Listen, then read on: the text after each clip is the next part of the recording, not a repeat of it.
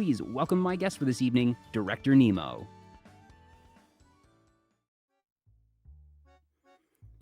Hello, hello. Hello. Hey, Nemo, how are you doing? I'm well. How are you? I'm doing pretty darn good. I'm guessing most folks in the chat are already familiar with you, but for anyone who might not be, if you could introduce yourself. Hi, I am Director Nemo, your local evil government employee.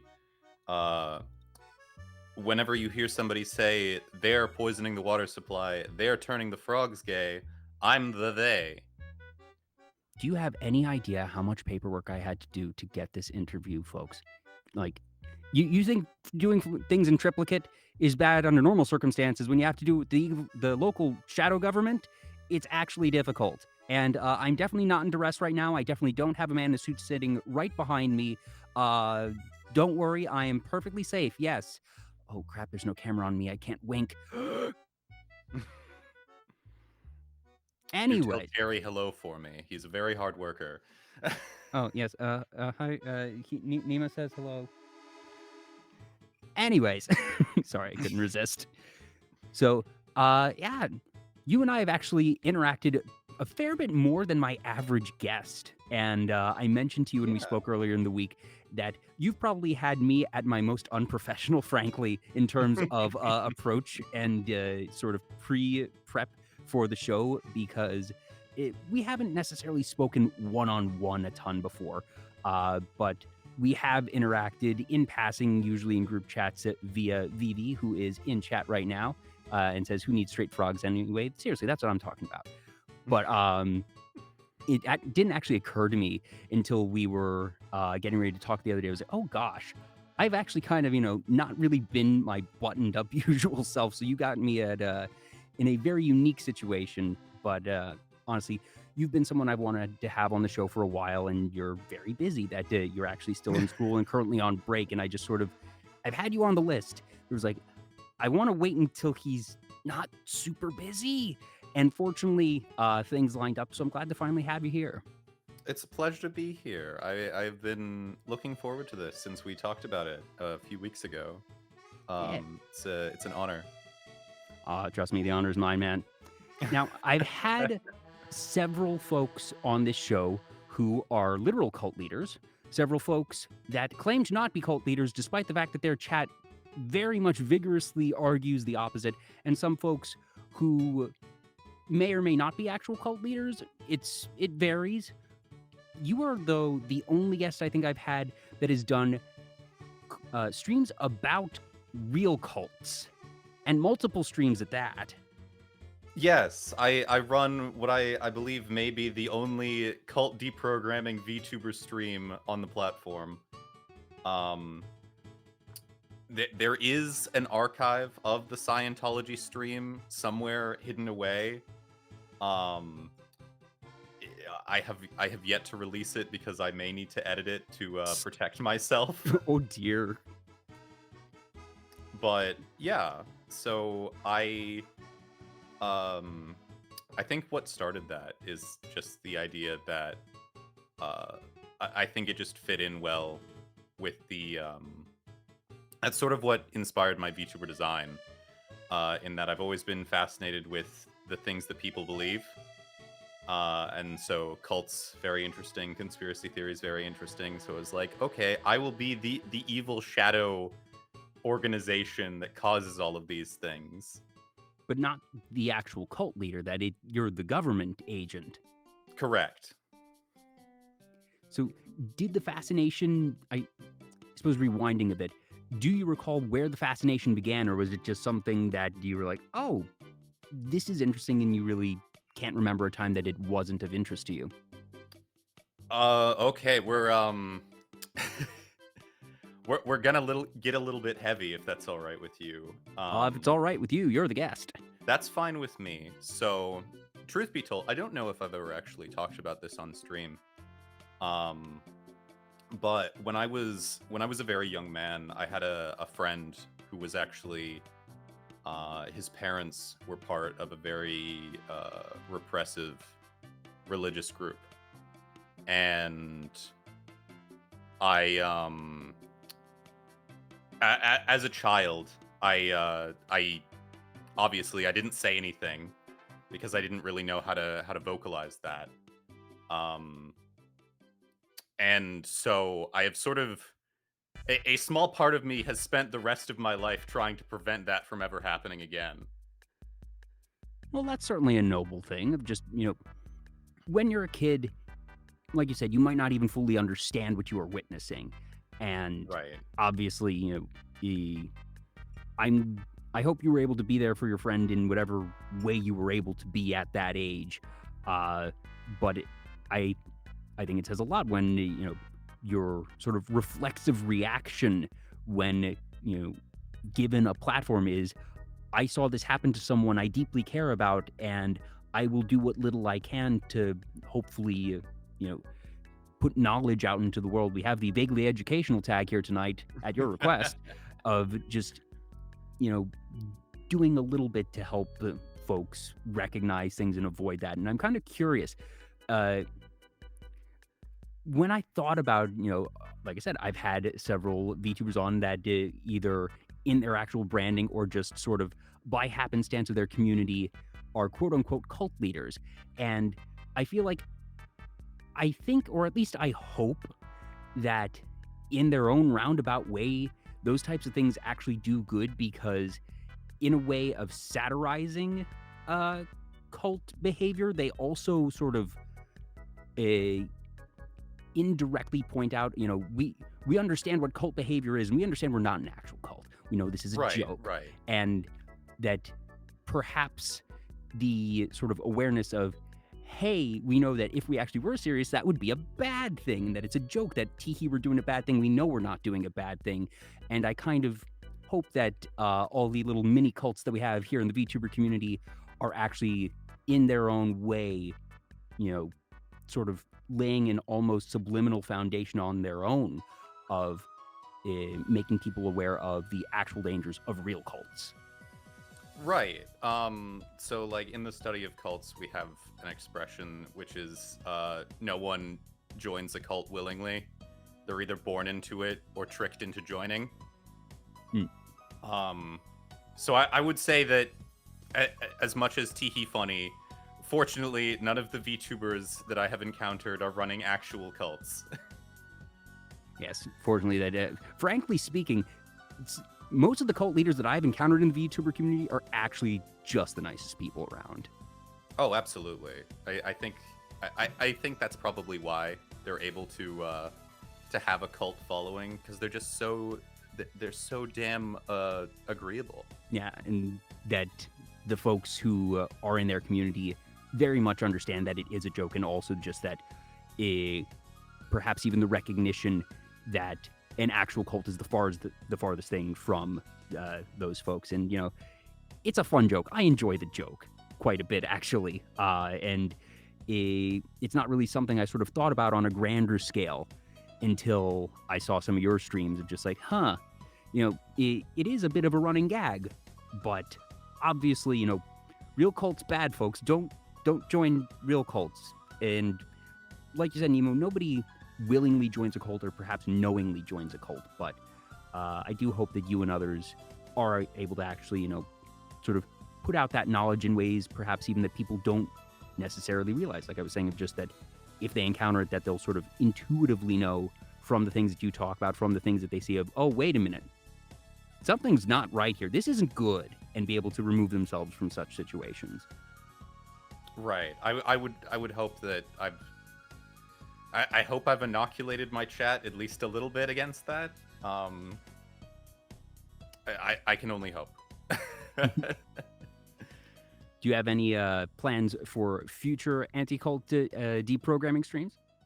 I have been I've been doing a fair bit of research. I've bought some propaganda recently. Bought some propaganda. Yes. I will keep it under wraps for now, but Fair enough. I have a couple of leads that I'm fairly interested in.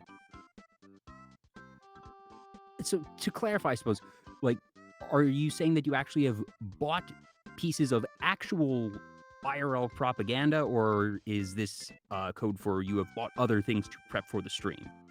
Oh no! If I do a stream on a high control group, I tend to buy their foundational text from a used supplier if I can. So Ah, I okay. own like a very fancy dust jacketed copy of Dianetics for when I did my Scientology stream. Mm. I do appreciate the stipulation of buy from secondhand sources. Oh, absolutely. I hardly buy anything new, honestly. In this economy. Very fair, very fair. Now, while cults are a particular area of interest, you in general just really enjoy sociology. And I guess, which came first, the interest in cults or the interest in sociology? Definitely the interesting cults. I sort of fell into sociology during my time at university. And to be perfectly honest, I struggled with it a lot. There were a lot of times where I was like, I don't want to be a sociologist anymore. This is lame. I hate it. I'll quit college and become a welder. And I should have, because I would have made more money. Welders do make good money. Oh, they make phenomenal money. But the thing that always made me come back is that the sociology department in any university is the department that is most readily affording of the opportunity to let you complain, which is another favorite pastime of mine. I wonder if, being a sociology department that just, the study of people, that in its own way, it makes sense that they would be the ones most open to it because that's kind of their field of study. Oh, absolutely. If you look at it, a lot of popular uprisings around the world have actually started in sociology departments. Pardon? I mean, like when you say this doesn't inherently surprise me, but I'm not aware of any historical examples. Do you know any off the top of your head? Yeah. So the protests in Tiananmen Square were actually spearheaded by the Beijing Normal University Sociology Department chair. Well, how about that? It was eventually taken up by journalism, but the people who sort of started it out were the sociology department. Huh. And again, that makes logical sense. I wasn't aware of it from that historical context, so that's neat. Oh yeah, it's very fun when your head professor is having a conversation with you, explaining what you're getting into before you like sign up for the major, and he has like this stipulation is like, now please understand, if there is some sort of like totalitarian takeover, we are getting purged from the government first. This is, again, something that I suppose logically makes sense, but perhaps I didn't necessarily expect a department chair to have that particular bluntness with the prospective student. uh I have a very odd department chair, but he's very Like, honest. I respect the hell out of it. Don't get me wrong, but oh my. But But yeah, yeah, I needless to guess say, we made people angry that year, and now our department is basically in a broom closet. Oh boy, how fun! Yeah, bodega rat. That's an occupational hazard. Very much so. Are there any other areas of sociology that, even if cults were the start of the interest, that you've sort of stumbled into along the way that have, even if not necessarily caught your interest as much as cults, but have become areas of interest for you? So, actually, is this an 18 plus stream? Yes, the rating of Vtuber Talk slides entirely with the guest. Cursing is Oh, allowed, cool. whatever's allowed, as long as it doesn't get me banned. So actually, most of my research at current time has been in the field of sexology. So I am becoming a certified sex understander. Hell yeah. Hey, I've had folks that do adult content on this show, Nemo. Don't worry. That. Hey, it's a thing. Guess what, folks? Humans have sex, and statistically speaking, you are probably the result of it. Yeah, most people alive were caused by sexual intercourse. It's the leading cause of being born. Yes, and we're all worse off for it. Occasionally, yes. Yeah. The increase. I spawned asexually. How dare you? Ooh. Well, be careful because the biology department might take an interest in you then. Yes, but the biology department doesn't like talking to me. Wait, is there a reason for this? It's more of a mutual understanding. I went to the chair of the biology department, who is also the chair of the geology department, and I was like, "So what is there to do in the natural sciences?" And he basically sat me down and said, "Nemo, I'm gonna level with you. Literally, all we do these days is go out and look for oil." Oh. At least from my university, unfortunately. But again, I appreciate the bluntness that at least they let you know what you would be getting into, and were, as it seems, very much aware of the shortcomings in the department. Oh yeah. He is just to speak a little bit about him. He is vastly underemployed. I took an oceanography course with him once, and he was just a font of knowledge. He actually has a species of prehistoric lobster named after him. That's cool. I believe he's one of the foremost experts on dead lobsters. It's an incredible specialization. Yeah, specifically dead lobsters. He deals with alive ones, but he's mostly interested in the dead ones. Gosh, talk about your niches of just obviously someone has to be interested in everything because that's how we learn about things. But that's part of where my own line of questioning here comes from. Of where do those interests come, and makes me wonder, how does somebody get into dead lobsters as their area of fascination? But that's I'll have to ask them if they become a VTuber. So, all right, imagine the future biology... where your professor is a VTuber. Oh God, terrifying. The only situation in which I would want that to happen is if it is, if there is a college class teaching rigging or something, that if they're teaching the tech from it, if there's a direct line in the course, sure, fine. But no, I still would prefer to have most of my classes taught by not a VTuber. At least in a university setting. If someone wants to be on Twitch doing educational streams, totally fine with that. But if I'm going to be enrolling at a institution of higher learning, I probably wouldn't want to be VTuber. Hey man, get with the times. The thing is, though, you're not wrong. This is something we were talking about earlier, of just that VTubing is not going anywhere, and while it feels like it's been around for a very long time, I've said before and I'll say it again, I still think we're in the wild west of VTubing right now.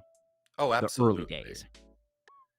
VTubing is still crazy innovative and is continuing to do so. You can wake up every morning and look on Twitter and see something totally new that no one's done before. Yeah, and it always feels like, all right, someone's done everything. The Simpsons did it, but just the rate at which technology is evolving keeps unlocking these new areas of content and creativity that haven't been tapped before, and that is then providing all this, sort of blue sky, green grass, untapped environments for folks to do things. And just what we've gotten in the past 2 years alone has been completely transformative. And while we couldn't have imagined what we have now 2 years ago, we can't imagine now what we're going to have in 2 years. Oh, absolutely not. We're just scratching the surface, in my opinion. it's an incredible thing to be a part of this early. Is there anything in particular that you're hoping to see, or that just, in the back of your mind, okay, there's this thing I want to do, but I know I can't do it yet. But if someone were just to make blank, then I could do the thing. Oh goodness, I'm gonna play. I'm gonna tilt my hand a little bit in my my social leanings. I really want there to be like a more open source version of Live 2D at the end of the day. The fact that for the time being, from what I understand, Cubism has us by the throat in terms of being able to move around. So you want people to be able to have the ability to mod Live 2D to be able to, figure out those literal and figurative new dimensions. Right, right. I would like there to be some sort of free version of Live 2D that is able to flourish in the community, much like OBS has for streaming. Yeah, and it's weird that, OBS open broadcasting software, that it is open source. And OBS is its own really unique thing, that it's this collective of just independent developers that all pool their resources to make the program that really is the backbone of 90% of streaming. Absolutely. And I would like to see... I hope that someday we will see a similar project with live VTuber model rigging. Just because as it stands, like, everyone who's doing model rigging has to pay for, like, a Cubism account, basically. Now, I know there's a couple other ones. That there was Vroid, I think VC Face. Obviously, I don't use any of these programs myself, so I might be confusing some of their functionality. But certainly, Live 2D is the industry leader. Right, right. Live 2D is basically the be-all and end-all for 2D models. And then Vroid is more of a... Vroid and VC Face are part of the 3D toolchain. So 3D models are basically already there. Like, we have the tools necessary to create them effectively for free. If you have a good enough computer, you don't need to sign up for anything. You can spend several years learning Blender because it is an arcane, magical program that I have never been able to understand. And you can whack a model together at no cost other than time. And fortunately, VTube Studio isn't terribly prohibitive in terms of cost, but from what I understand, there isn't really any modability on it.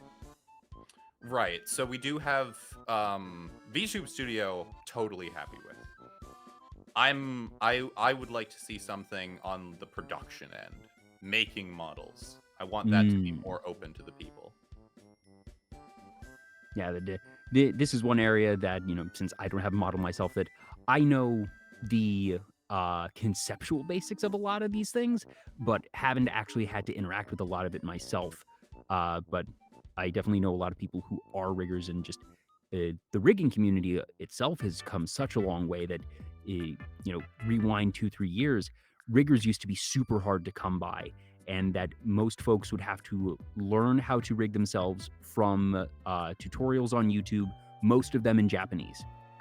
Oh, absolutely. And also, from what I understand, in the very early days of indie VTubing, it was very, very different than it is now.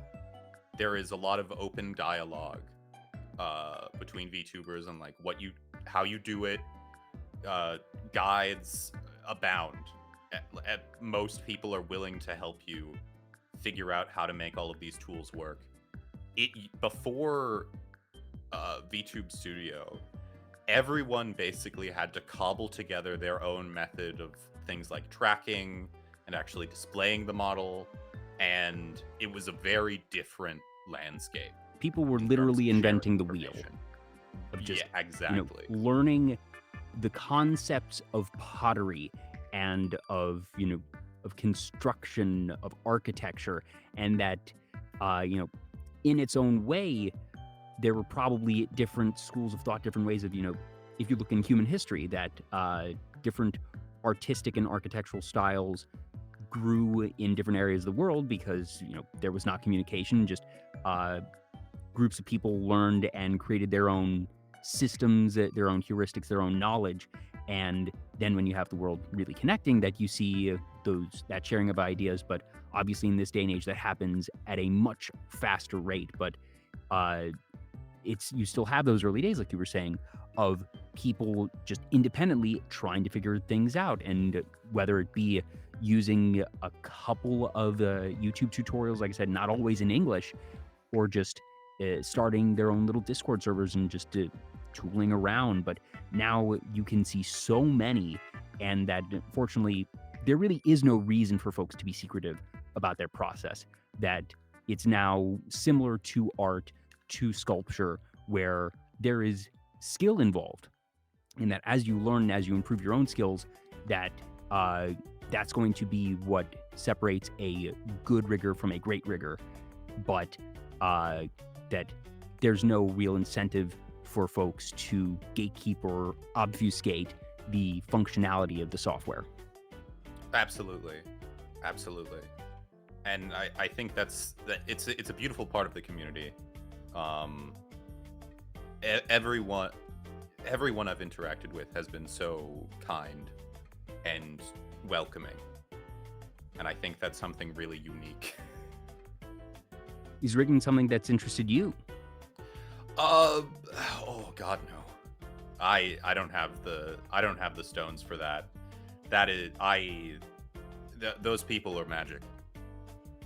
Yeah, there's some just actual wizards among us in terms of folks that are able to, do these different riggings, and it's kind of fun seeing different folks, because similar to artists in their own way, that you see different styles of rigging, and it's more subtle.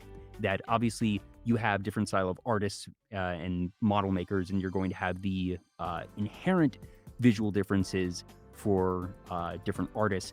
But then there's these subtleties of certain riggers, like making their eyes really bouncy, or are really good at hair, or just do something very magical in terms of how they can make fabric move. And it's neat to see those people and those types of skills end up being specialized in their own way. Oh, absolutely. And it is really incredible, the fact that you can, if you spend a lot of time in the space, you can look at certain models and be like, is that a Brian model? Is that that looks like heaven rigging? Things like that. You can really see like the influence of the rigging artist on the model. And I think that's one of the things that makes it such an open space, is that everybody has something different that they're bringing to the table. Yeah. And that just for where we are now, like I said, in a couple of years, it's going to be really interesting to see these folks that are, I know folks that are really, really, really good at rigging now, but a year or two ago, they were just learning and being able to see side by side the difference in their rigging skills. Meanwhile, the folks that are already considered the greats among us will continue to improve in their own way. But then there's the added factor of what happens with the technology, what happens with the software in terms of things that riggers are able to do. Because when we get new functionality, everyone's going to be at, level 1 again, at least for those skills.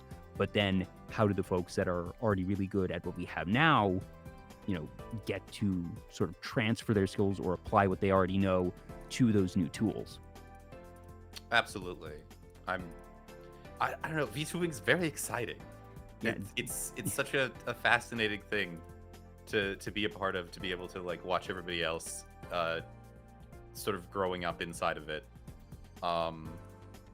Oh God, that's a terrifying thought. There will someday be children that were born and like who are fully functional adults who were born after the invention of the VTuber.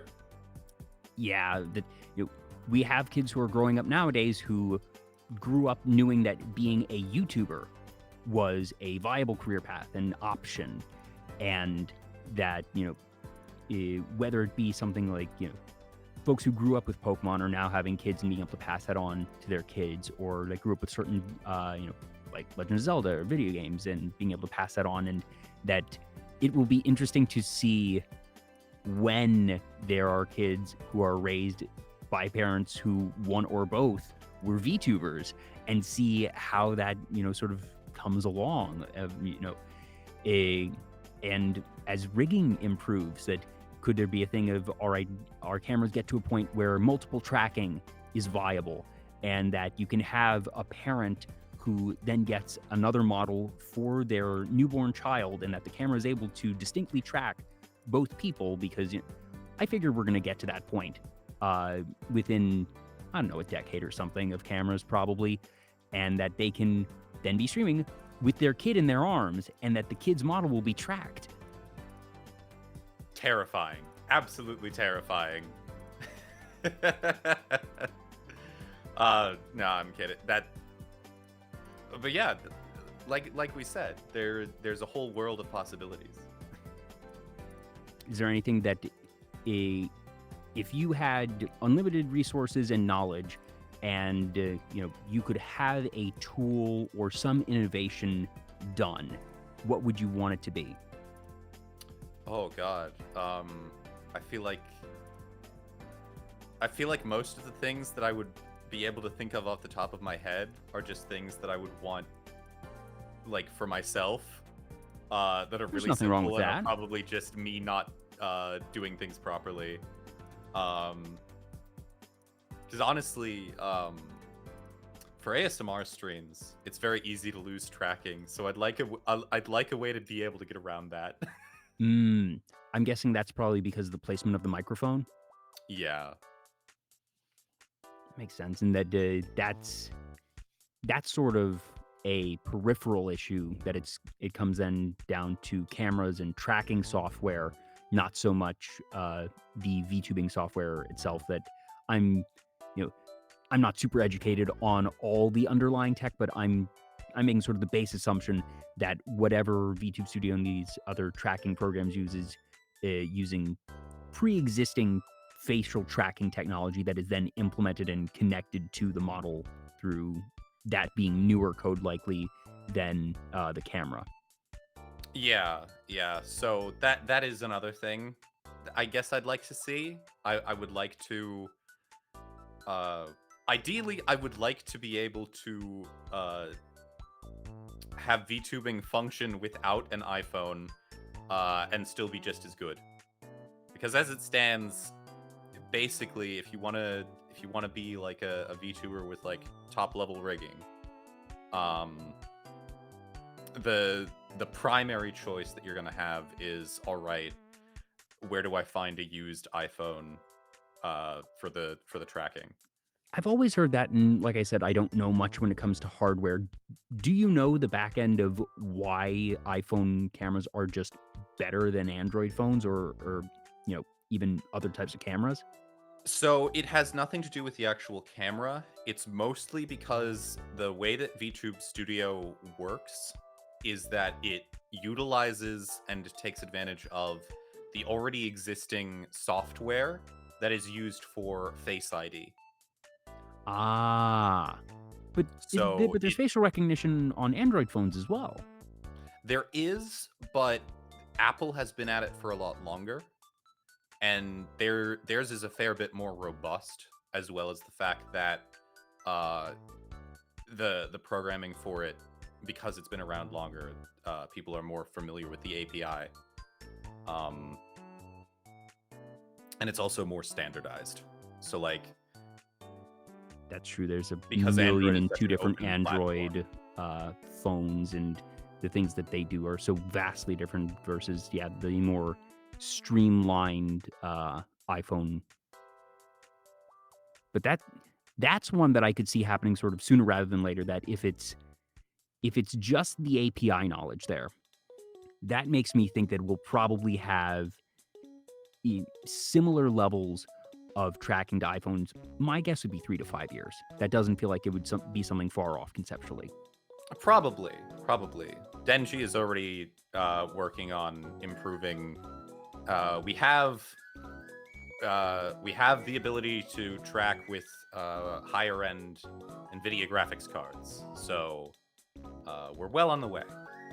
All right, and if you're using the graphics card at that point, then you can technically just use a normal webcam, I think. That Yes. you wouldn't even Yeah. necessarily need it to be via a phone. Correct.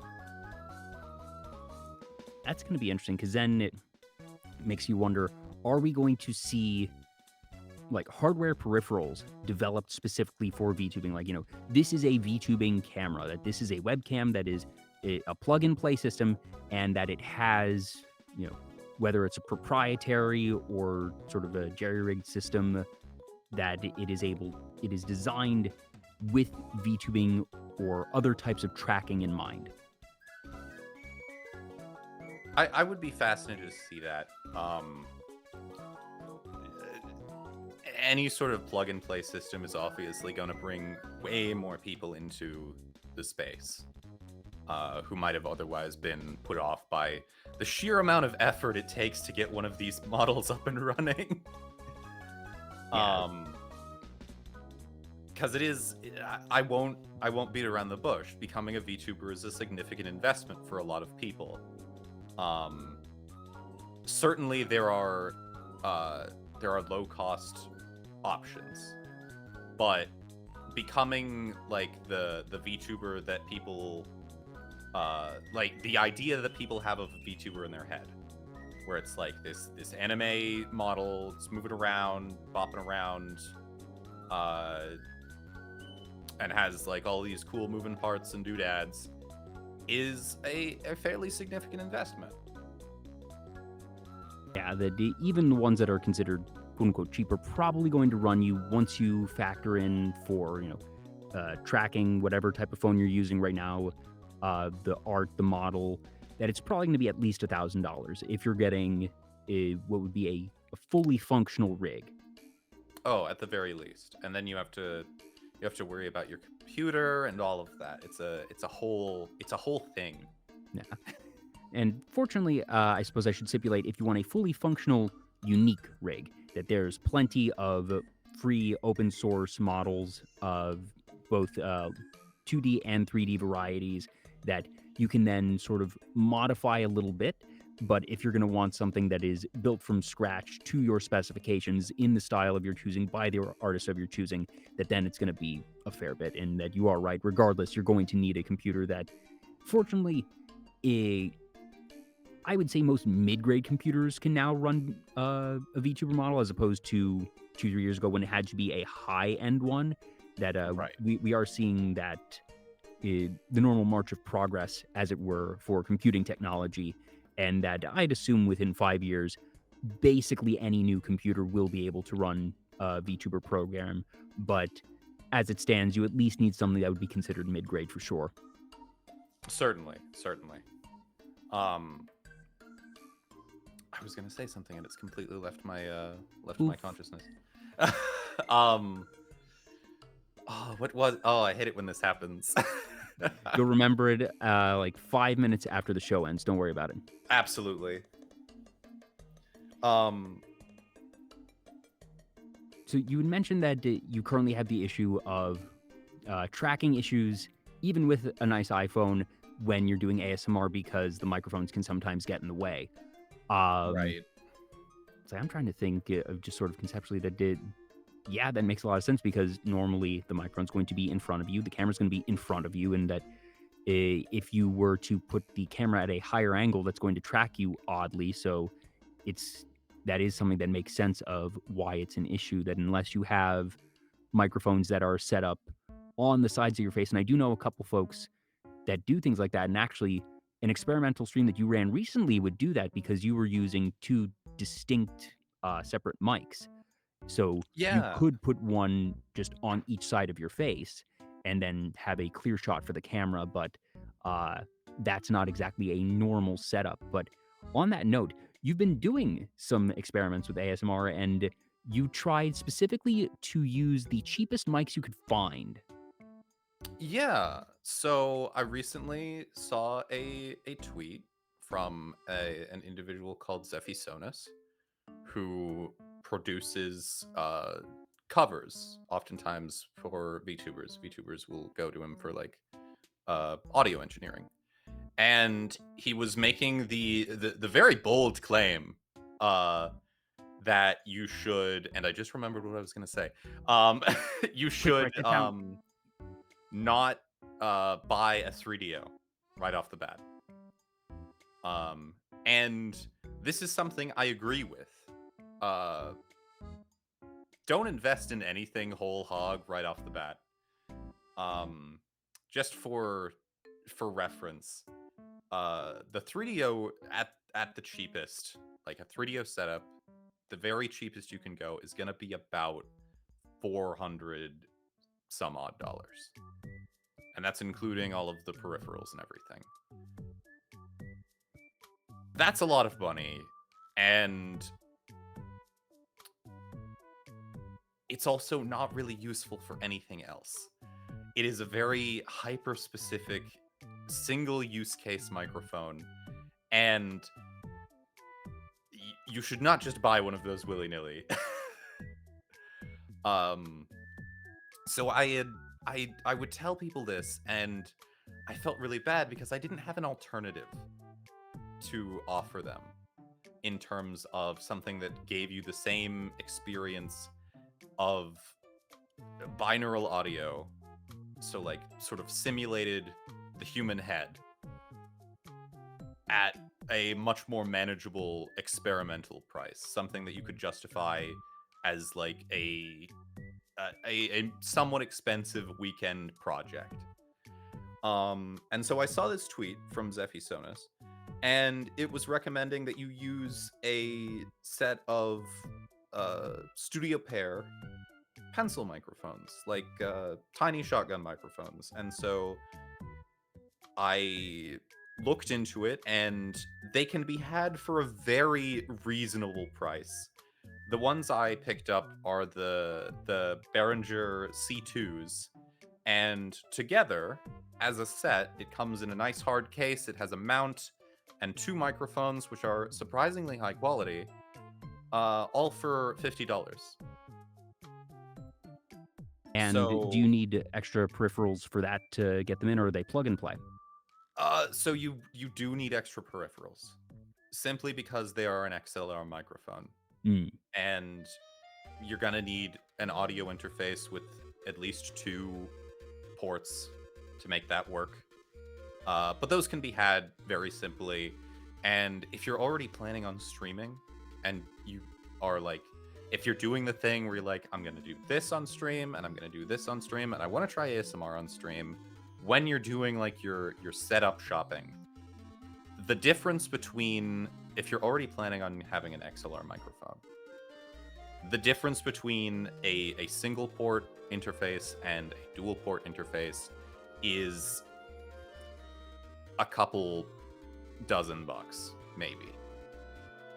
It is a very simple upgrade. It's an incremental upgrade at that point.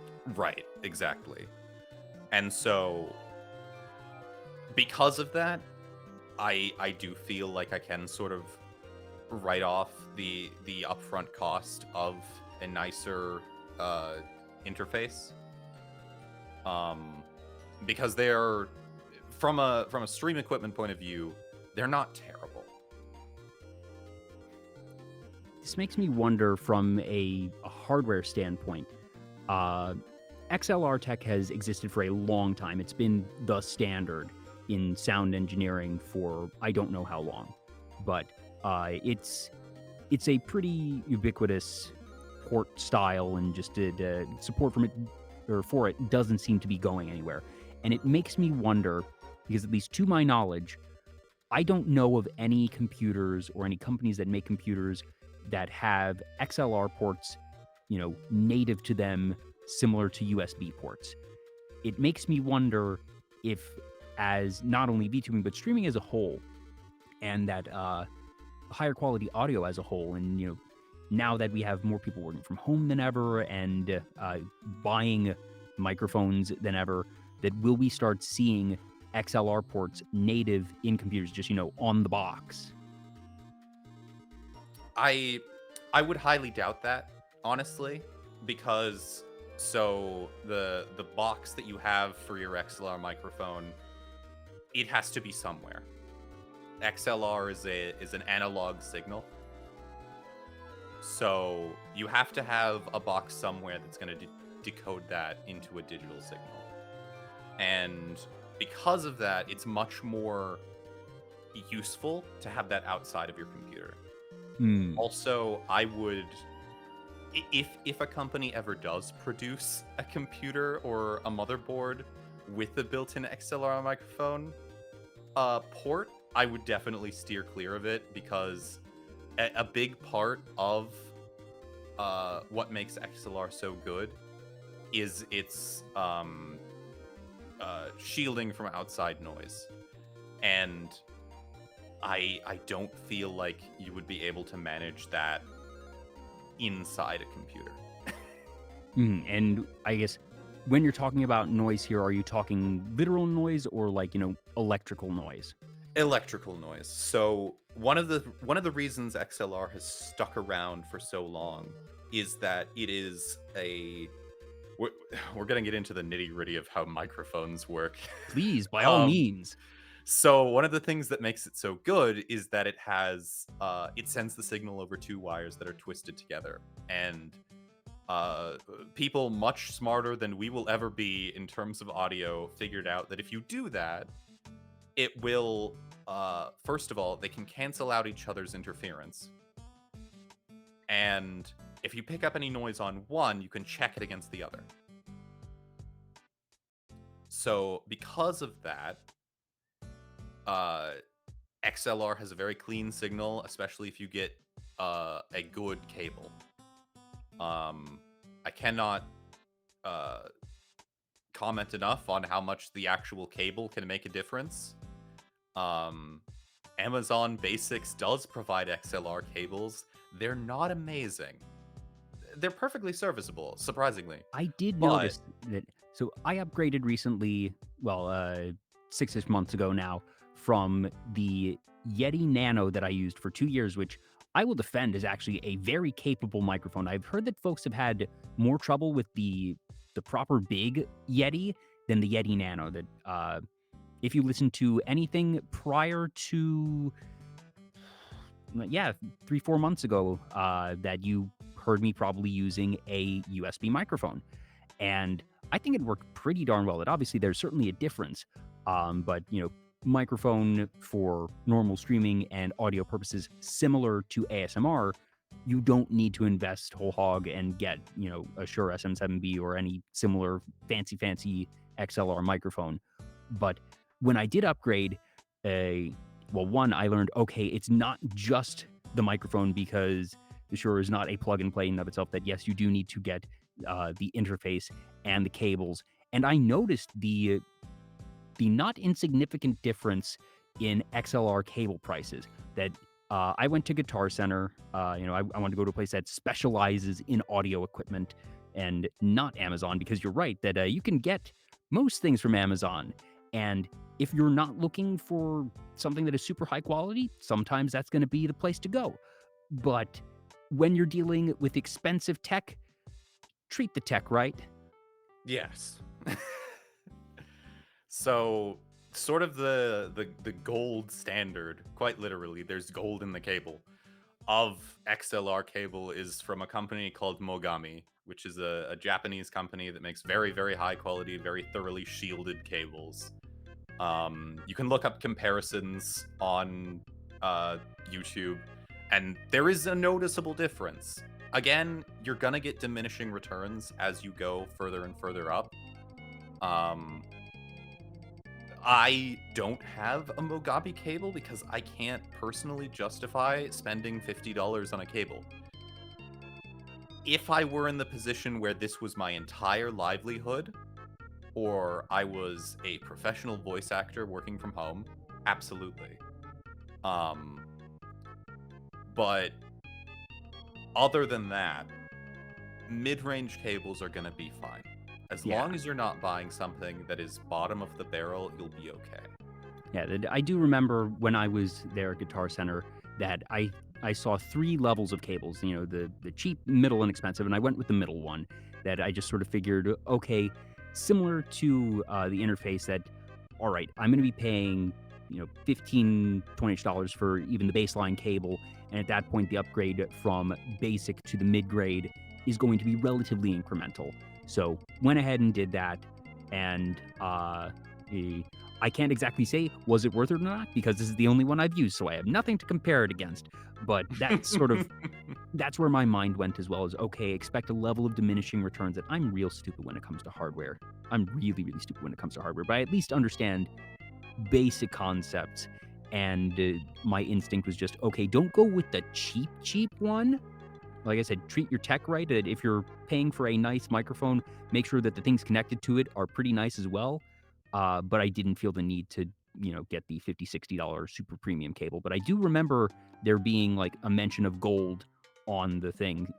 And I was like, oh, I know that gold's a good conductor, so this doesn't super surprise me. I don't know the full science behind it, but I'm, aware of that once again, sort of on a conceptual level.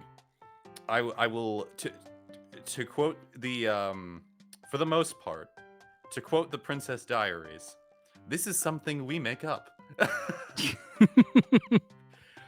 Most of the time when you see something that has gold-plated cable connectors, it's like Jack said in the chat, absolute snake oil.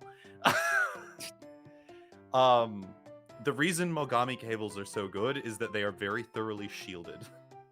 They just have a much higher standard of production and have a much lower tolerance in the manufacturing for ingress of electrical interference. The gold does very little. Well, there you go. That, like I said, I don't know much in terms of the science and the tech. So I'm both kind of surprised and also not super surprised, I suppose, that, at least when it comes to this type of tech, I'm going to be like, okay, I see what's on the market. At the very least, I saw most of the things, if not all of them, had gold mentioned. So it's at least this industry standard now. So right. if snake oil, for better or companies worse, do it because people want it. Yeah. In reality, you are when something has like a gold connector, in reality, it's not you are still going to be having a different metal inside whatever the connector is attached to. Yeah, the amount of gold is you are laying very, several very small. atoms of gold on top of another piece of metal, quite literally. And so a lot of times it's just decorative. There is truth that gold is a very good conductor, but for what we're working with, it doesn't make much of a difference. Do you think it makes a non-zero, even if minimal? I can't say for sure, honestly. Simply because everyone sort of does it. Yeah, we don't have the control group to compare against, I suppose. It makes a difference solely because people will look at it and say, oh, that's quality.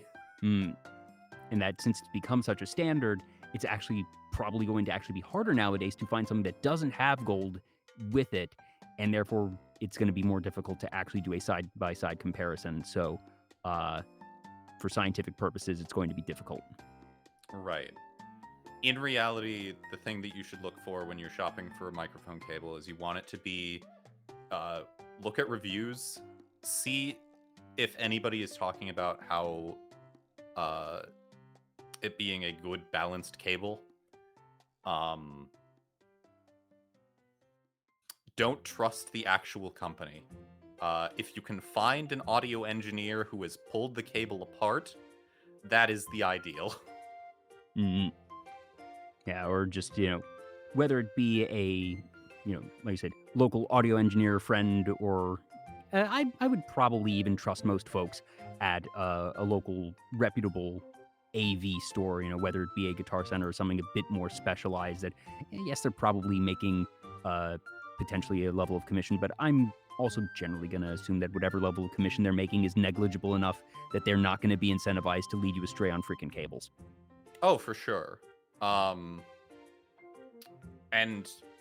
to underscore how like the actual physical appearance of the cable is trivial. You should look for actual review, actual hard evidence that the cable is good. The cables I'm currently working for testing out the Behringers are actually from a company called Cable Matters, and I didn't realize this when I purchased them, but I was very scared when I opened the package, because for some god unknown reason, Cable Matters has decided that their logo should be the word Cable Matters in Comic Sans. Not exactly the They look fake, but I am positive they're real. That's actually hilarious. I can't remember the last time I saw Comic Sans on an actual product that wasn't a gag product. Oh, it floored me. It was bizarre. Like, in some weird roundabout way, that's both intriguing and almost makes me think, okay, these must be good, because whoever's making them is obviously so freaking focused on the engineering and the audio that they didn't bother to buy or hire a graphic designer and just slapped whatever they thought on themselves. And that the fact that they are audacious enough to put a product out there with Comic Sans on there unironically means that they must be so damn confident in their product that they don't think that Comic Sans can delegitimize how good their product is. Absolutely. That's what I would hope, at least. And they seem to be pretty good cables. But yeah, so I'm happy to announce I can actually recommend the stereo pair microphone setup for people if they want to try out ASMR.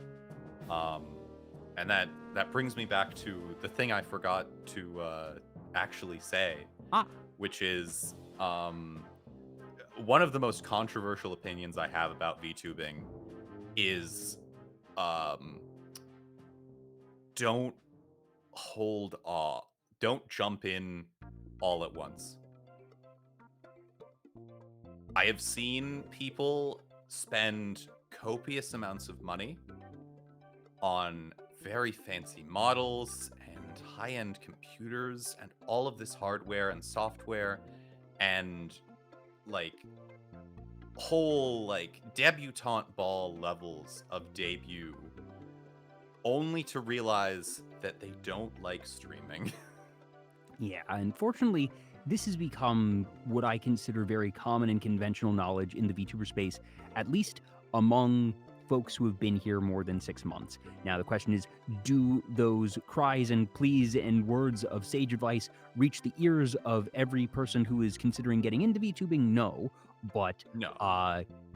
It's something that I think most folks who have been around for any amount of time understand and realize and do make a point to actively promote of, hey, you can start as a PNG tuber, you can start with a free model, or you can just, you don't need Iron Vertex as your starting point, that you can have something that is, just a cheaper rig, a cheaper model, and experiment. And that was something that I very much did with Vtuber Talk, that the overlays you see here to this day are all free assets. And the reason I haven't upgraded this is because partial laziness, also because I've upgraded other things that, like I mentioned, I upgraded the microphone, I've upgraded my computer, and I considered that to be more worthwhile investment than the overlay.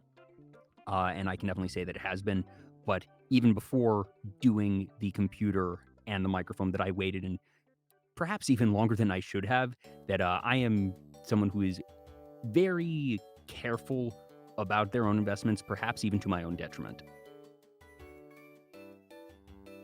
I can definitely sympathize with that. Case in point, I don't have very many VTuber assets, and I honestly probably should. Well, you make it work. That it would be a whole lot easier to get them if saying the word commission on Twitter didn't put you on a hit list.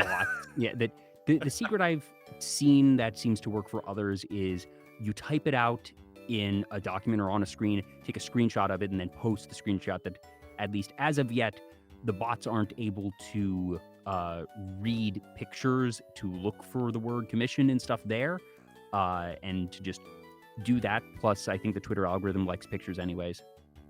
I believe so, yes. But yeah, the only time I've ever actually sought commissions for anything on Twitter, I made a 90s blingy style GIF asking for people to respond to it with serious commission offers.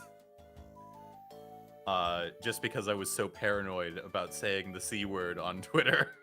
Understandably so. That, you know, it's the type of thing that you see people use the word commission so infrequently that someone actually typing out the word commission sort of raises a red flag of, oh no, you know they're going to get bots on their thread. Right, exactly. And that it's fun to see people's workarounds of, do they misspell? Do they use asterisks? Do they use numbers? You know, put dots in between or whatever. And the various solutions are always fun to see. I think, I forget who it was, but I think that one of the most entertaining workarounds I've ever seen is, I swear I've seen someone say, I'm looking for someone to do that thing where you draw something and money happens. Yep, that sure is a thing. And one thing that's actually been spinning up recently, have you seen VGen? I have, and it seems very promising. Yeah, that for those who aren't familiar, VGen, basically think Fiverr for VTubers, both for you know, assets, models, rigging, even song commissions, art, but that in order to get an account on the site, you need to be verified, that you actually have to go through an application process. So it is much more difficult to scammers to get something on VGen than something like Fiverr, where anybody can just spin up an account. Right. And So, also, I feel like the other benefit to VGen, just for the Western VTubing community, is that it exists in a primarily English-speaking space, which is one of the issues that Skeb has always had, in that Skeb is very, to its credit, Skeb is very artist-first. But at the same time, that also means that if the artist screws you over, you have no recourse. And that's before the potential for language barrier. Exactly. Yeah, I know actually. The fact that VGen seems like a long time coming.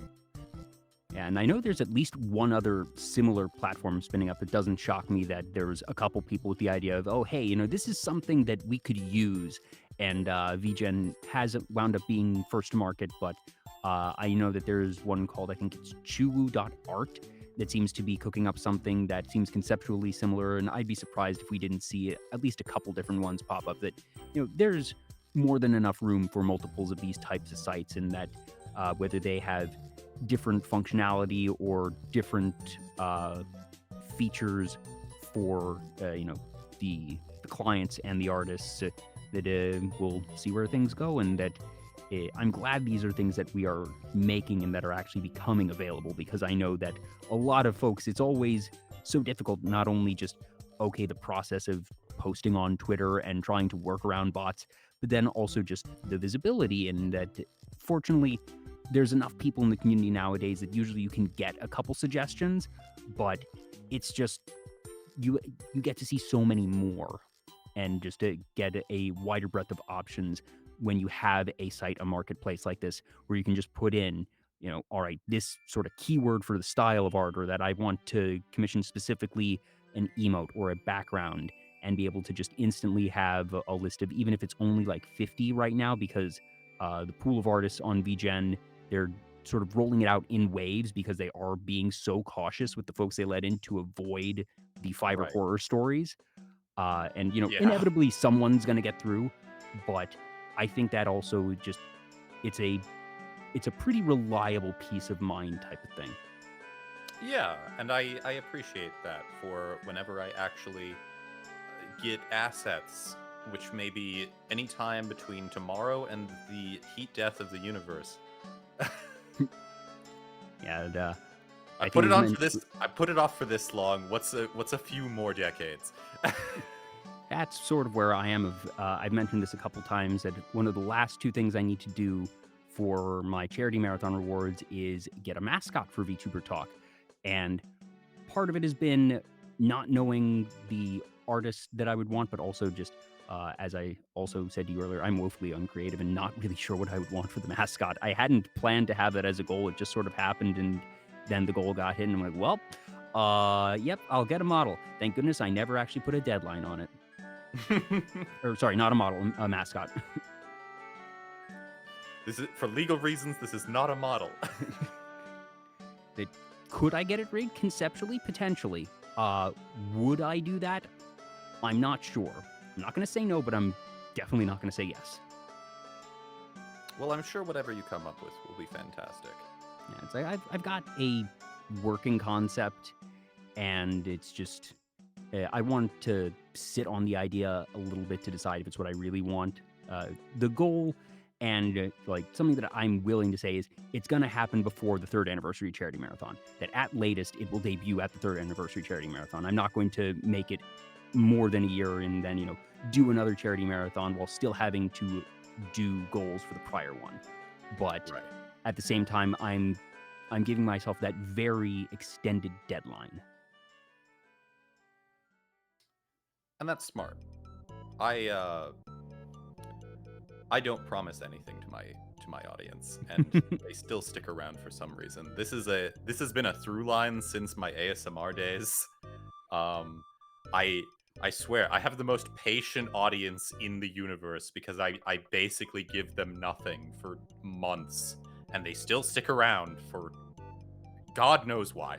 And you bring up a good point that you were into ASMR before you were into VTubing, and I guess which came first, the interest in ASMR as a whole or the interest in audio engineering as a whole? I honestly, it was the interest in having people to talk to. I got into ASMR because it was around my birthday, and I was not in college. I had taken a gap year, and I was lazing around, very bored, very lonely, and I looked in the description of a new ASMR channel that I had found recently, and I saw join my Discord, which is a set of words I had never seen before. And I was like, what the heck's a Discord? So one account set up later, I joined a Discord and I was like, oh, cool, you can talk to people on the internet. Wow, I'm finally in this century. And so I got involved in that, and for a long time it was just like a place to hang out. Ultimately, I did some reading on a lark for somebody, and they were like, you should be making audio. And I said, okay. Thanks to whoever said that.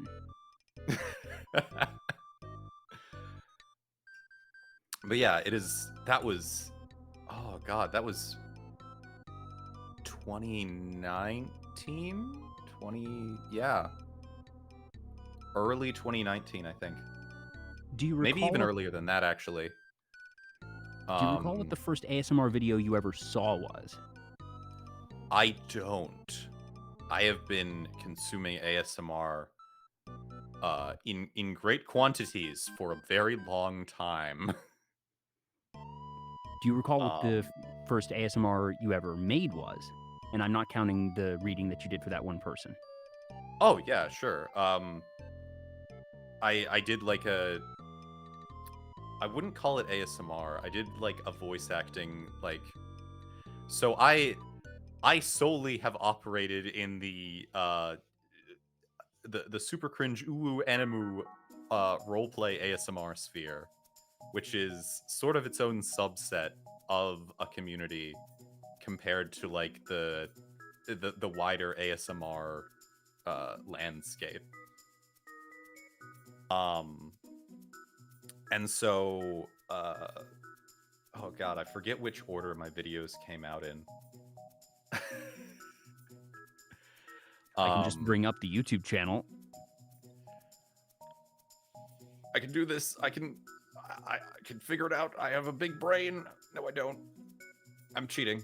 So yeah, I made a grand total of 8 videos. I'm still promising to make more at some point in the future, which again, no idea when. Probably this summer. But I made 1 or 2 videos, and honestly, I was like, this is not really for me. They did very poorly, to be perfectly honest, to start off with. I do see a spike in views on the third. Yeah, the third was when the third was the first one I made after having met Vivi. Because before then, I sort of gotten into the idea that this was a fun hobby. I'll just move on. And then I met Vivi because she was doing the same thing, and I was like, oh, this is fun again. And then the videos started doing better. Surprise, surprise, having fun and being into what you're doing yields better results. Also, Vivi and Melkor and Robin in the chat are verifying that it was 2018. Yeah, 2018.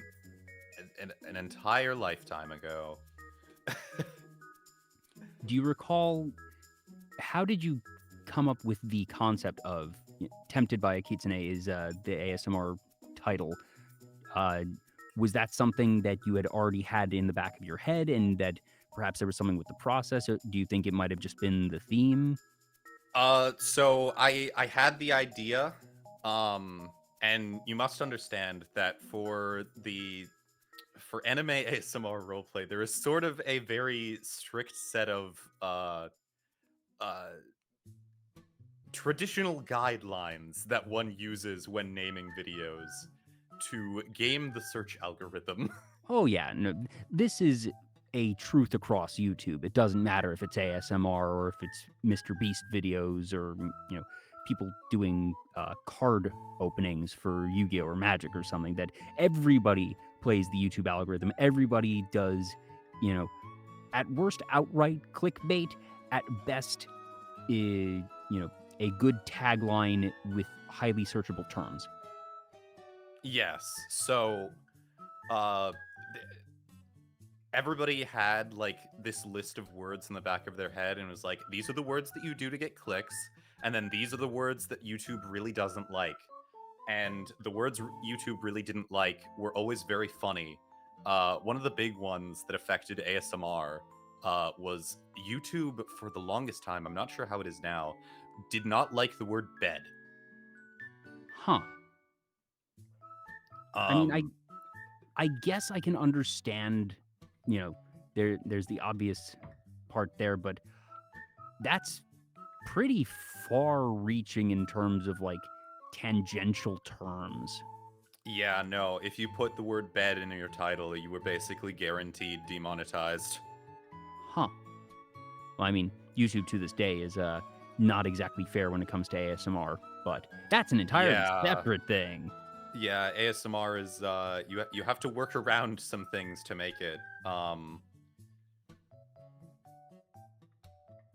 It's and to be fair, I do respect that there is a line some people cross.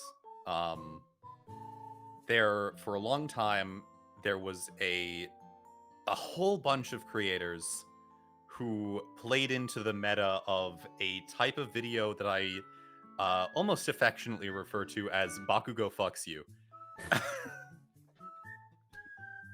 Which was basically, there was an incredibly strong market in the late 2010s for softcore My Hero Academia roleplay. Huh. Yes, that your incredulous response is pretty much what everyone gives, because I mean, like, it's bizarre.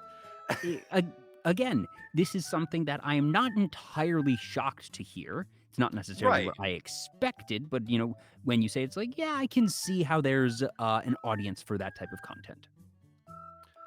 Oh, you don't Especially in the late understand. 2010s You don't when My Hero understand. was, you know, Selling your soul to the Bakugo fucks you video was a powerful maneuver that would instant overnight thousands of views, hundreds of thousands of views, channel explodes. and it becomes sort of a self-fulfilling prophecy at that point 3 months because, later, your channel is demonetized because you posted actual pornography. oops. And it makes sense because um, that once it becomes its own niche that is highly searchable, that naturally folks that play into that are going to find themselves getting searched more and then getting more clicks. So it ends up being that self-fulfilling uh, sort of content space, which generally speaking is very good. That all right, you have the audience that is looking for a very specific type of content. You have the creators that are interested in making the type of content, whether it be out of genuine interest or just okay, this is how to grow my brand, and I'm okay creating this type of content for people that want to consume it. And the audience and creators find each other, know how to search for each other, and you have this good cycle going. But then you have, like you said, folks who cross the line, plus a platform that is already rather stingy on where the line is. right. And Vivi is bringing up an interesting point. There, I've never and never will do licensed properties in terms of uh videos. Is that for artistic reasons, professional reasons, both? I don't like the idea of playing a character that already exists necessarily. Um, well, at least one that concrete. Obviously, uh, in the performing art that is anime ASMR roleplay, which is such a stupid sentence. Um, there are certain tropes that one plays, almost like in some sort of classical theater, where there are recurring characters that wear certain costumes, and people search certain characters out by vague feeling. I much prefer that because it allows a lot more creative freedom. Um, It's easier to even work if with an it's not as archetype than a successful. character. Yes. Um, Also, I never liked the idea of potentially running into legal trouble. I would like uh to not have Nintendo show up at my door and take my liver. That's very fair. And also, I know some folks said if you ever wanted to leverage your work for professional purposes in, you know, professional VA, that you want to be able to send a proper portfolio that isn't using licensed characters to companies that might have the license. Right, exactly. Um and so those are the two main reasons I steered away. The third is that the people who watched those sorts of videos were overwhelmingly horny and oftentimes too young to be watching them, and I didn't want to associate with that. Very smart, very reasonable. That did not, however, stop them from occasionally showing up on my videos in the comment sections. I Unavoidable to a got point, I would my assume.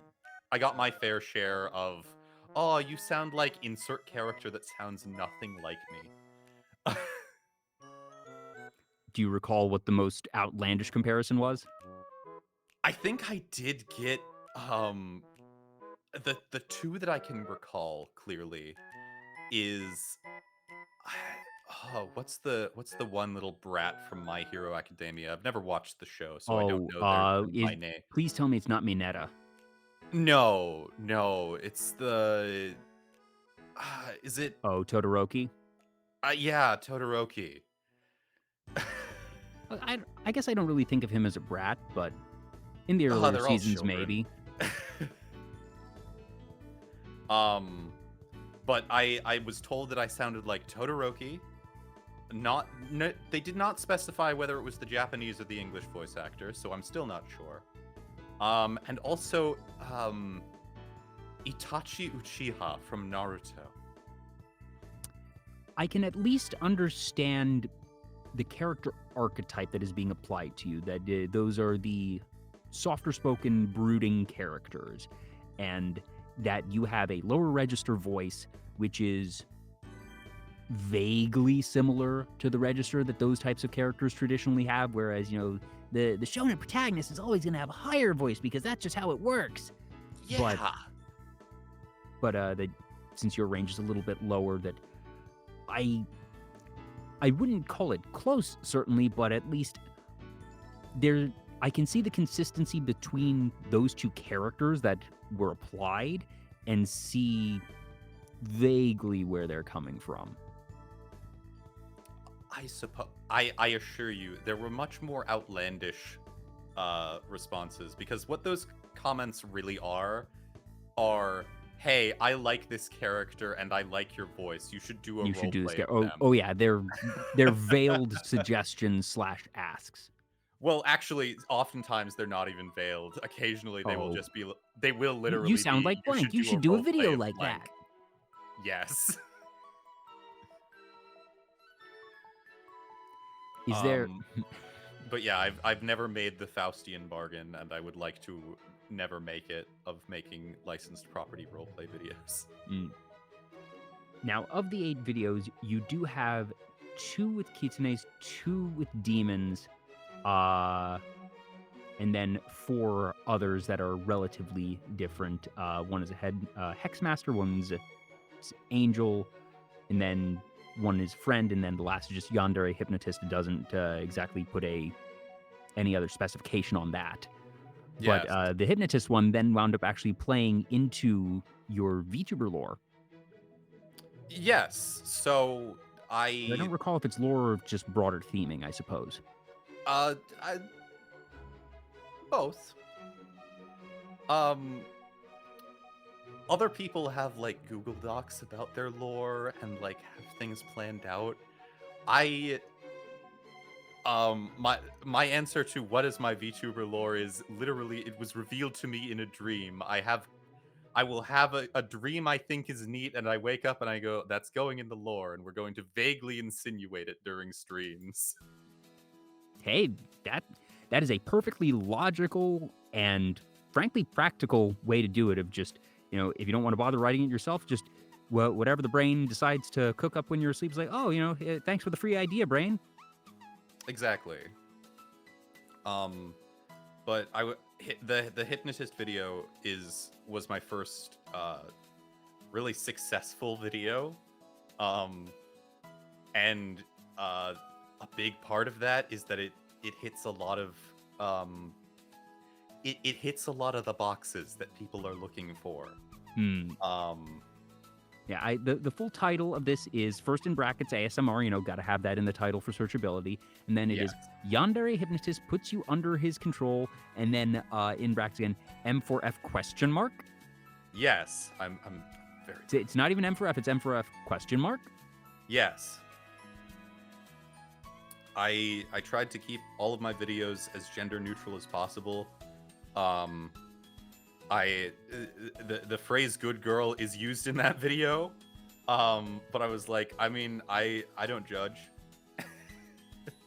Plus, it's also probably, again, for searchability purposes, that having M4F in there probably picks you up on a couple more searches there. Right, exactly. People use those sorts of things in search queries. It is sort of an undeniable fact is that the roleplay ASMR sort of repertoire has grown up in tandem with the erotic audio community, and so we share a lot of the same stylings in terms of labeling things. Yeah, it's been interesting for me to sort of learn about these things coming, because prior to getting into VTubing, I was vaguely aware of ASMR. I can't recall if I'd ever actually heard an ASMR audio. I was aware of the concept of it, that I took several, science of sound classes in college that as just part of any major at the school, you had to take one lab science and one non-lab science. And for the non-lab science, I took astronomy because that was vaguely interesting. And then for the Excellent lab choice. science, for the lab science, I was like, I don't want to do chemistry. I just don't want to bother with all those calculations and things. And I saw that there was, I forget what the exact title of it was, but it was basically the science of sound, just, audio. And it was a neat class, and definitely was fun. They also had the most absurd exams I have ever seen. The midterms were 100 questions, all true, false. Oh boy. The final was 200, all true, false. And boy, like, you want to second guess everything and like double check, triple read every one of those questions to make sure that you didn't miss a not or an or an and that would invalidate the question. And because there'd be things of, blank and blank are properties of blank, and one of them might be but are both because it says and, not or. And just I hate that.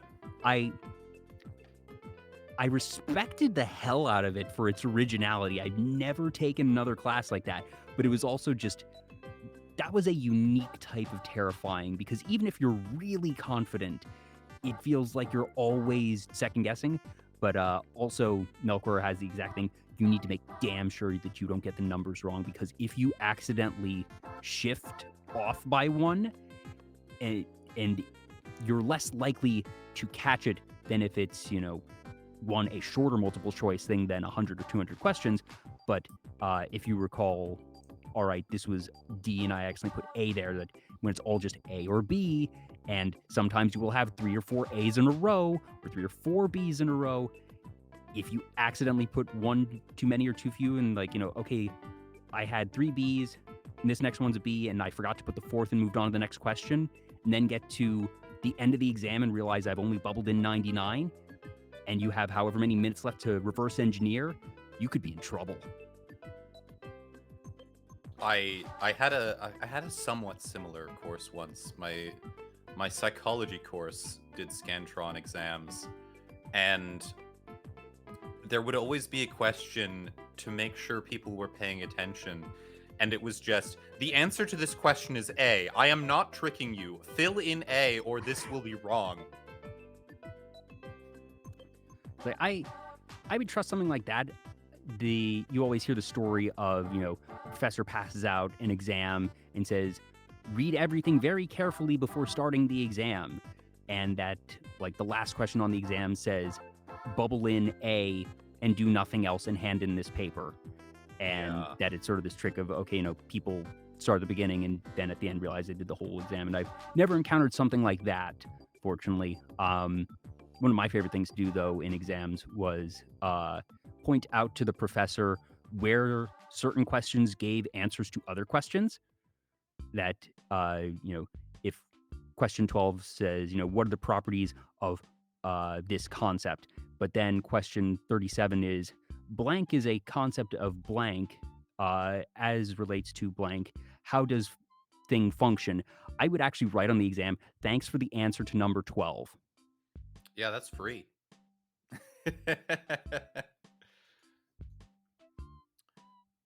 Like, you have to have fun exams somehow, and we take those wins, and it pays to be that little bit observant and just remember, hey, wait a minute, if something is being talked about in one question versus another, can you derive an answer even if it's not outright said? And sometimes they would just be outright said, that these teachers don't necessarily nitpick their exam questions, but sometimes you can actually sort of reverse engineer things, and I always enjoyed doing that. Yeah. So you had the Yandere Hypnotist Puts You Under, and yes, that one did very well. That going from the first video that, like you said, was 4 years ago, that one has 3.6K views, then went 7.1K, 29K, and then that one spiked to 142. So yes, you did hit the bullseye on that one. Yeah. The ultimate goal the thing that makes a really successful ASMR roleplay video is to be titillating enough that people enjoy it, but not step over the line of this is now violating community standards. Mm-hmm. Did you have any particular tricks that you remembered of just, okay, this is how I make sure to not run afoul of those standards while also doing, things that are going to get people more interested? Oh, you're asking the wrong person. The Hypnotist video got limited. I've only made like $1.40 off of it. Oh, no!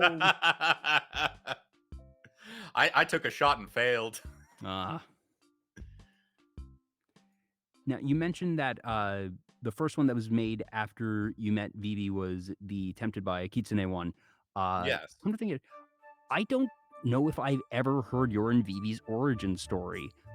Is that one that you are comfortable telling? Slash Um, Vivi, are you okay with that since you're here as well?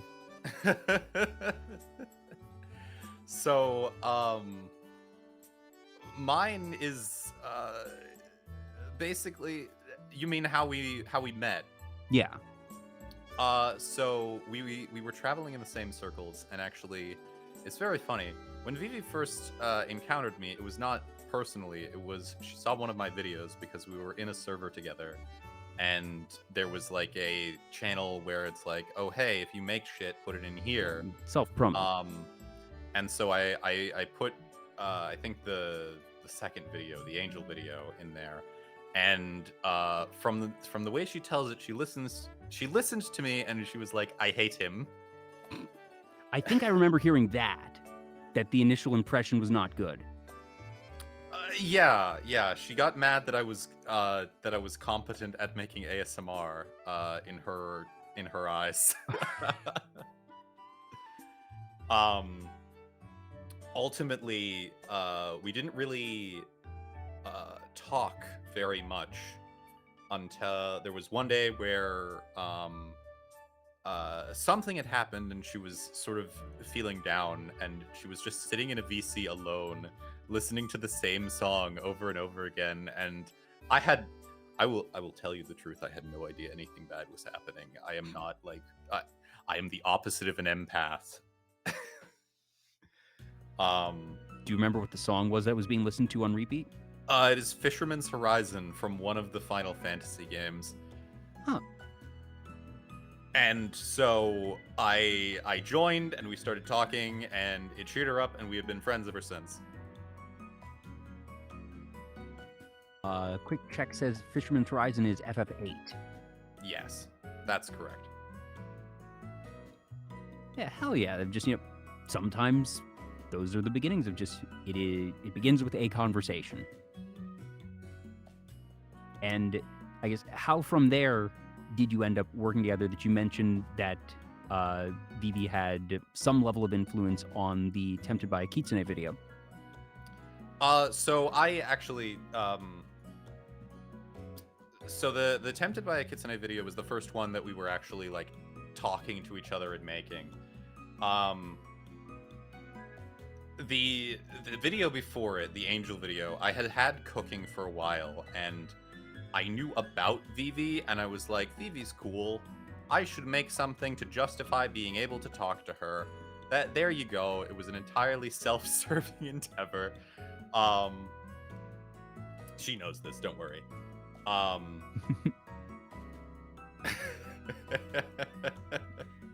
Yeah, I hate him. And then, who's it? Yeah, Neon Crucifix, enemies to friends, quality trope. Yes. It's kind of funny. So she hated me. I knew her as Bathroom Girl. Because I had made a comment, another friend, Aito, we had listened to her first video, and I was like, is this recorded in a bathroom? I'm guessing there was a lot of reverb. No, it was actually recorded in a bathroom. Oh. And so I referred to her, because I was very bad with names, as Bathroom Girl when I spoke of her to Aito from that point. And so I I saw her in the VC that day, and I was like, what is bathroom girl up to?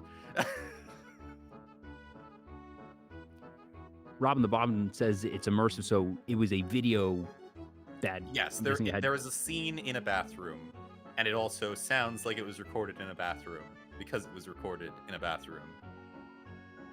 Bathroom Girl will never go anywhere me 4 years ago, and yes, Yeah, Aito here in the chat. we did. Full disclosure, we did. Being younger men and totally callous in our appraisal of others, we did not think that Vivi was going to be successful. Well, bad news to past you, good news for current you. Yes. Now, to be fair, I did influence Vivi to change the thing that I thought was going to keep her from being successful. If I can Now I'm toot curious. my own horn. Please. So, if you listen to early Vivi videos, she is putting on a voice that is very high up and very, like, she is constraining her vocal cords a lot. And so I swoop in, and again, totally self-serving because I prefer it. I was like, you should do videos with your normal voice because it's deeper and it sounds better. I mean, I don't think it's too absurd to say to most folks, you're generally going to sound better with your natural voice than a forced voice. Yes. But that going back when you were early on thinking she wouldn't be successful, it wasn't because, either you didn't like her, that you thought that there was a skill issue, that you noticed that she was forcing herself, and that it became something of, genuine advice of like, hey, even if you didn't necessarily like consciously say, I want to help you succeed, that it was something of, you went out of your way to try to be helpful. And obviously, sometimes advice isn't in the right place at the right time or not presented properly, but in this case that it was presented and received well, and here we are. Right. And I should make clear that at the time I was disparaging of Vivi, um, it was a very booming time in the anime ASMR roleplay community. You would have like 12 people starting a week making new videos, and it was a very easy time to grow because people were thirsty for it.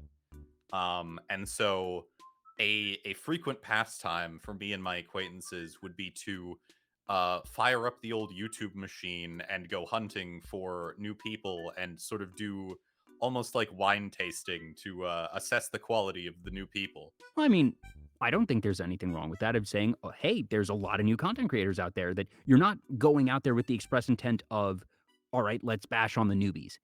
That you're like, there's a lot of new people out there. Let's see who seems promising. And also bash on the newbies. Because it was not uncommon for people to make like 3 videos and then be like, I'm going away forever. I mean, you discussed similar things happening in VTubing that, obviously, Yes. we're still getting a lot of new VTubers now. If anything, there's so many VTubers now that the number of people coming into the community on a weekly basis is so obfuscated by the sheer volume of people we have in here now. But it was certainly the case, 2 years ago, that Yes.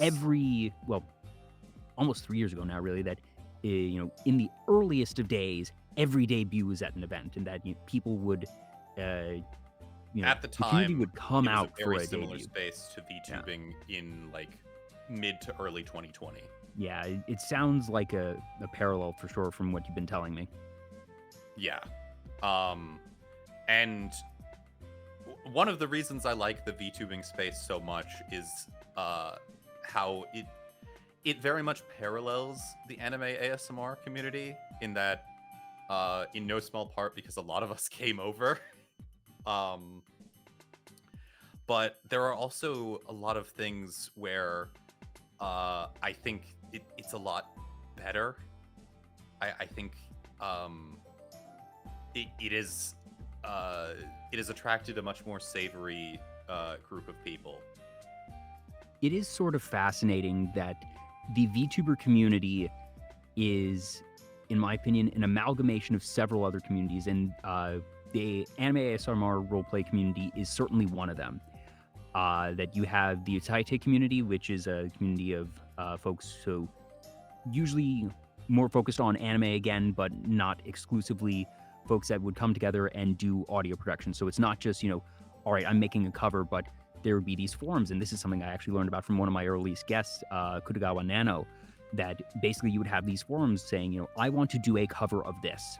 Mm-hmm. And, who is interested in being part of this production, that it's not just a thing, but there would be, the audio engineer, people for all the different vocal parts. Sometimes you would have folks who would be specifically in charge of doing translations and the art, and that all those different parts in a high quality music video, that instead of one person shouldering it all themselves, that they sought out just collaborators to be able to put these things together, and that a very big community came out of that, and that you see a not insignificant number of folks shifted over to VTubing, and a lot of them usually have if not a singing focus, that they are very skilled singers and will do karaoke with some level of regularity.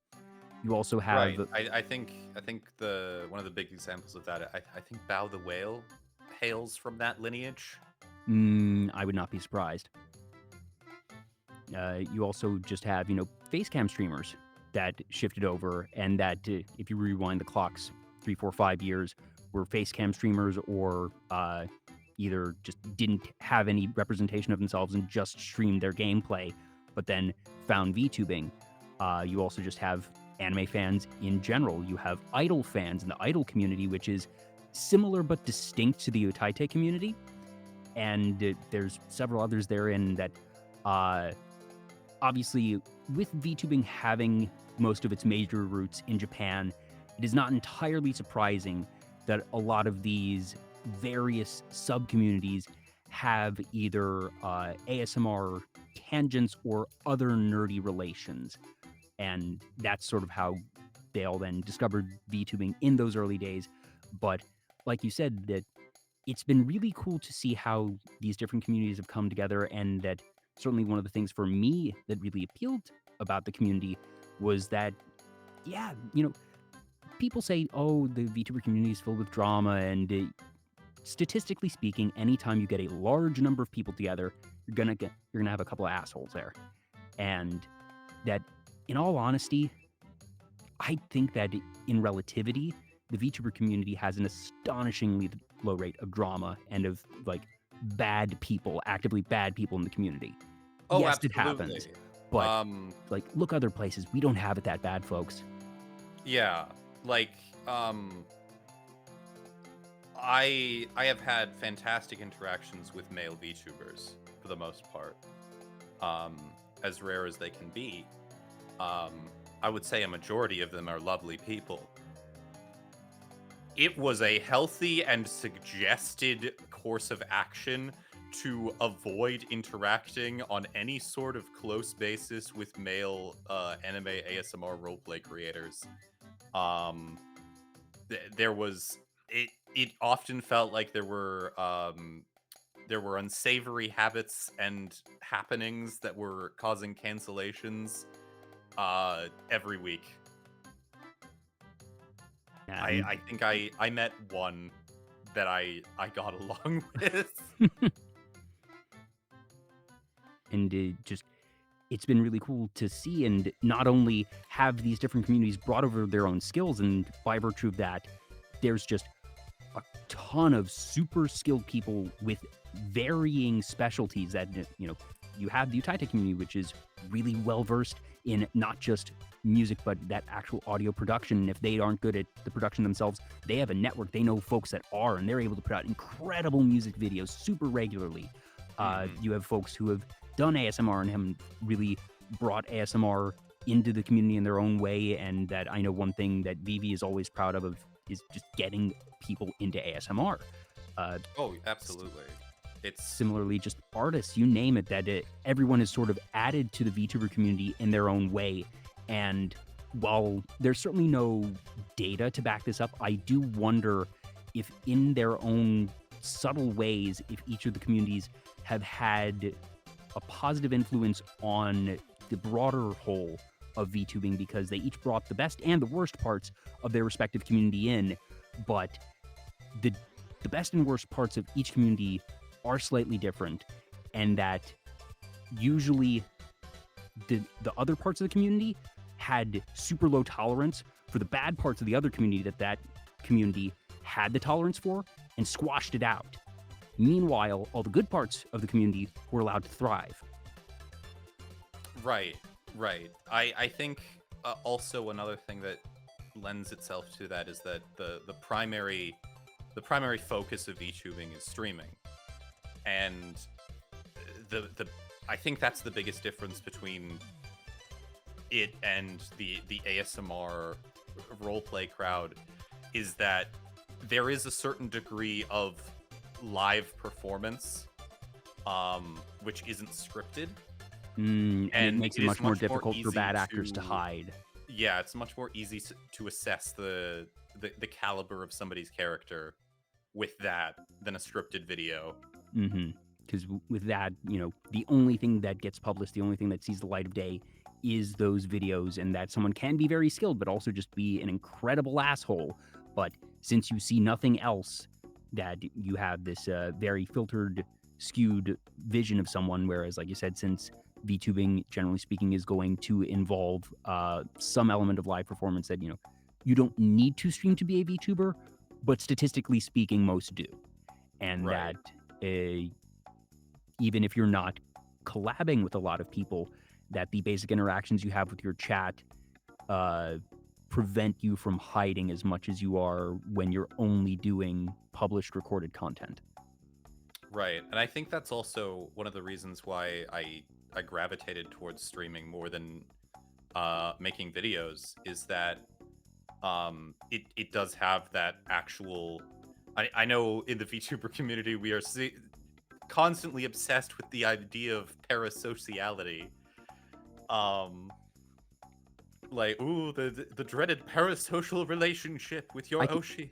I consider it similar to what I said about cults earlier, that the awareness and jokingness of it comes from a place of knowledge and acknowledgement of that we are very aware in the VTuber community of parasocial just habits and tendencies and the problems therein, and that obviously problems still happen, but the community at large is very aware, and even if you're not actually calling everybody out, that the fact that everyone is so aware of it keeps you as an individual more aware of your own tendencies, at least more than in the average other community. Right. And the big difference for me is that when making ASMR, I mean, first of all, it's a very lonely experience. It's very and it's a lot of work for potentially no payoff, but even if it does pay off, it's a lot of being alone. And even as someone who doesn't mind the sound of their own voice, you can't do it with other people. Like, a lot of people can draw and be in a VC and talk to other people, or even stream and draw.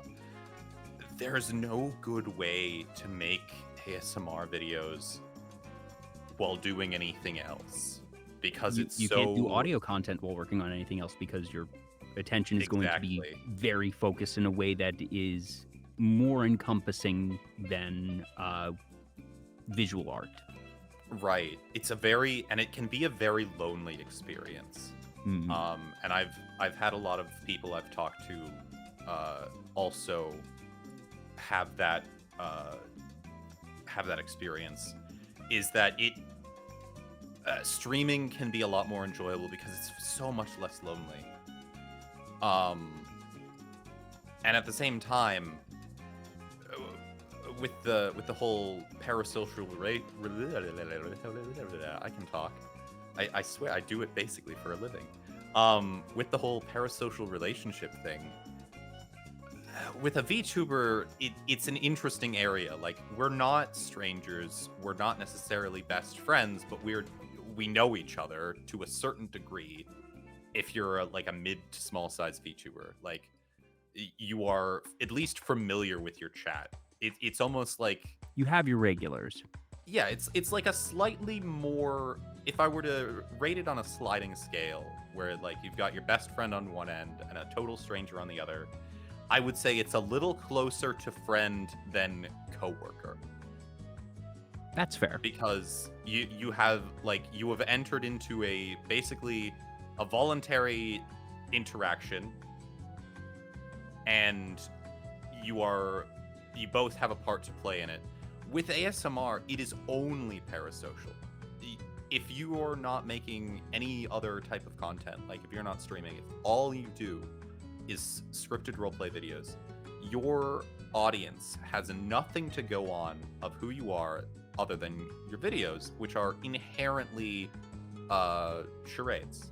Like, they're not real. That's an And interesting distinction because, you know, as you're saying this, it makes sense that it's different, even though, you know, other pre-recorded content is still going to be scripted and that you are not going to be interacting with your audience on a one-on-one basis, that the fact that ASMR roleplay is roleplay, that it is not you, that it is, like you said, a facade, that it's going to be different than, you know, if I'm doing a movie review channel, that you might be able to figure out, you know, some of my personality and tastes and tendencies from the reviews that I give, even if I'm never talking to you, never mentioning your name, never acknowledging your existence, that you might at least be able to understand a bit about me.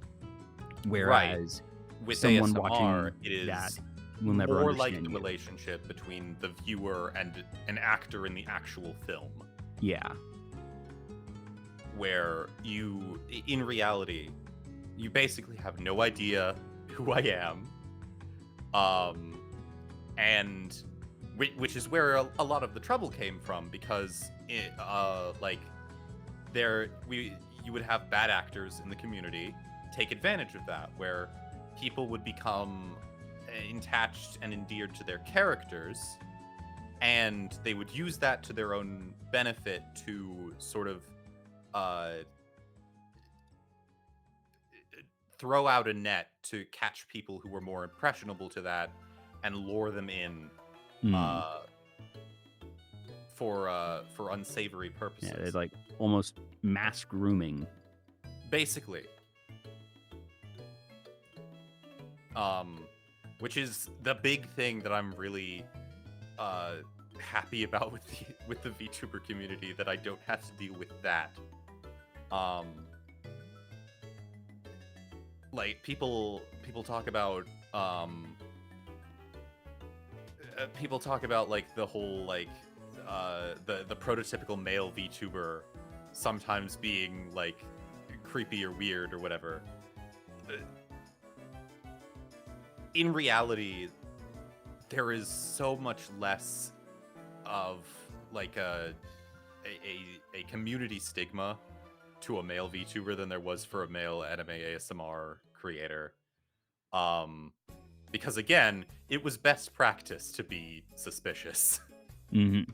And once again, it goes back to the thing that I've mentioned for several others of just the hyper-awareness creates an environment where those bad actors see very clearly you are not welcome here, and it makes folks with good intentions be more aware of their own actions, that even if they are not, you know, seeking to do bad, that the little sort of stigma of, oh gosh, I don't want to be that male VTuber, makes people perhaps a bit more introspective and a bit more wary of their own actions, just to say, okay, I don't want to be like that, so let's be more mindful.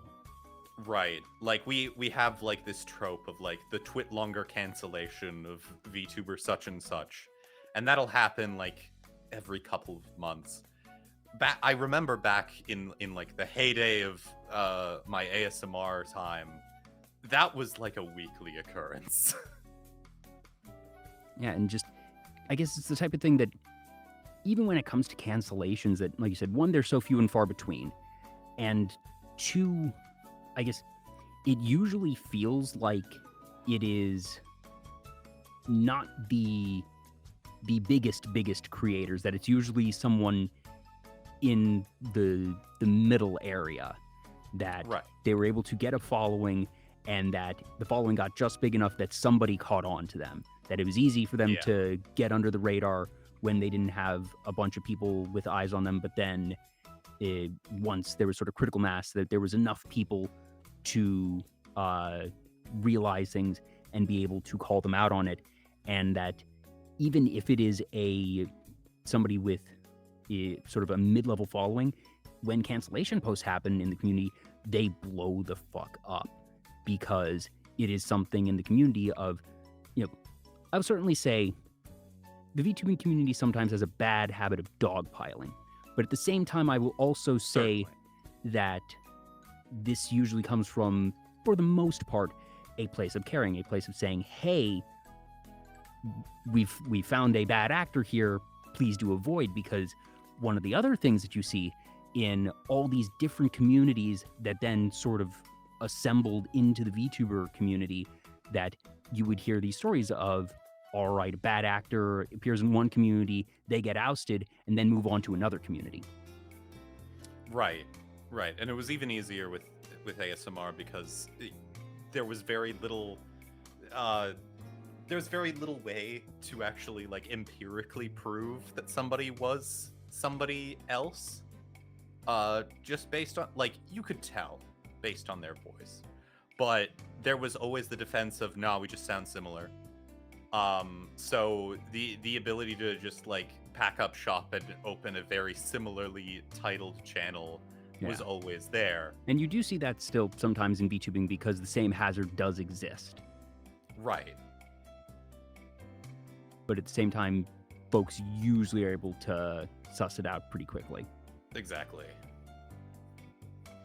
And again, a lot of that is because it is a more personal experience from the VTuber's perspective. They are more of a personality in themselves than a person who has a voice and is reading words. Yeah, and that, again, just the amount of interaction, the amount of content put out there is so much greater that, if you do ASMR and that you're putting out even a 15-minute video every couple weeks or months, that as a streamer, you're going to do that in a day. Just the amount of talking, the amount of vocal comparison data that you will have, but then also, personality-wise, that you're a lot more visible, that it goes back into that previous concept. So once again, hiding is just inherently more difficult. Right. The other nice thing about being a VTuber is that I don't have to deal with part 2 when. Which was by far the most common comment for everybody. You would make a video immediately. If it was doing well, people would be like, sequel please, part 2 when. That's something I've heard Vivi say multiple times, of just, you spend 3 months scripting, recording, getting art for a video, putting it out. When's the next one? And yeah, it's an experience that I feel terrible for those people that work at like high-end restaurants that make like those super expensive entrees that are like a mouthful, because you spend like hours making this thing and then it's gone in like a second, and the person at the table is like, okay, next. Yeah, and it's very easy to understand why that type of content you have to find a way to have a healthy relationship with, because in a sheer numbers game, it's not an efficient form of content creation. That Right. part of what makes streaming appealing is that it is about as efficient that you can get, that you're getting a one-to-one input to output of time. Right, Whereas, which is why you would have so many people, myself included, burn out from making videos. Yeah. Because it is so much effort to produce. It is like, it's like that Simpsons episode where they've got like, they're doing like the orange squeezing machine. It's like, before today, this was the only way to get juice from an orange. He like presses an orange into his eye and gets like a drop.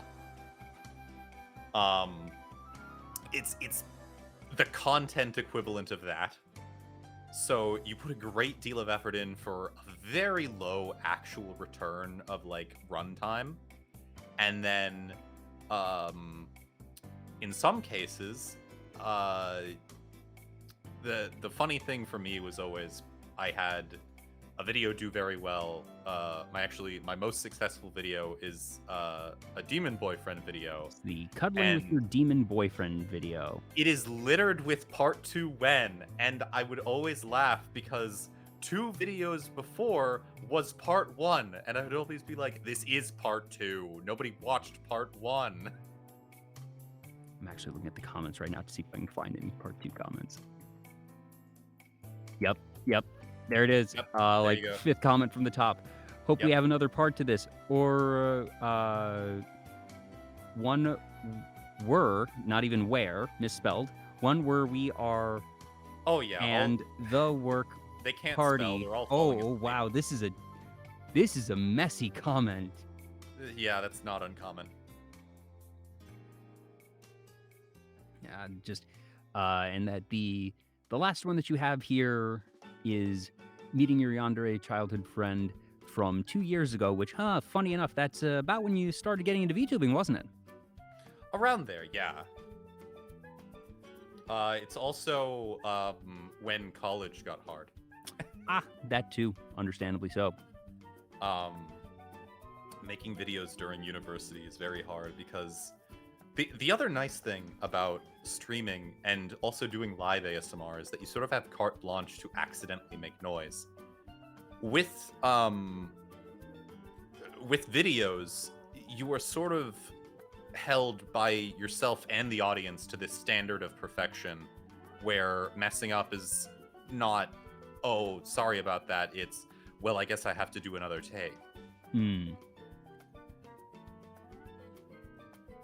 Yeah, that makes sense. Of just since it's live, and scuff is expected, but that in it pre-recorded, one, not just for the audience, but two, for yourself. If you know it's recorded, you're gonna want the best take, and if you are however far in, you mess something up, all right, do another take, and that it's just going to be that grind in a way that I can imagine gets very tiring very quickly.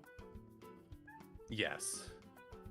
And again, the other thing is that ASMR is such a low volume media.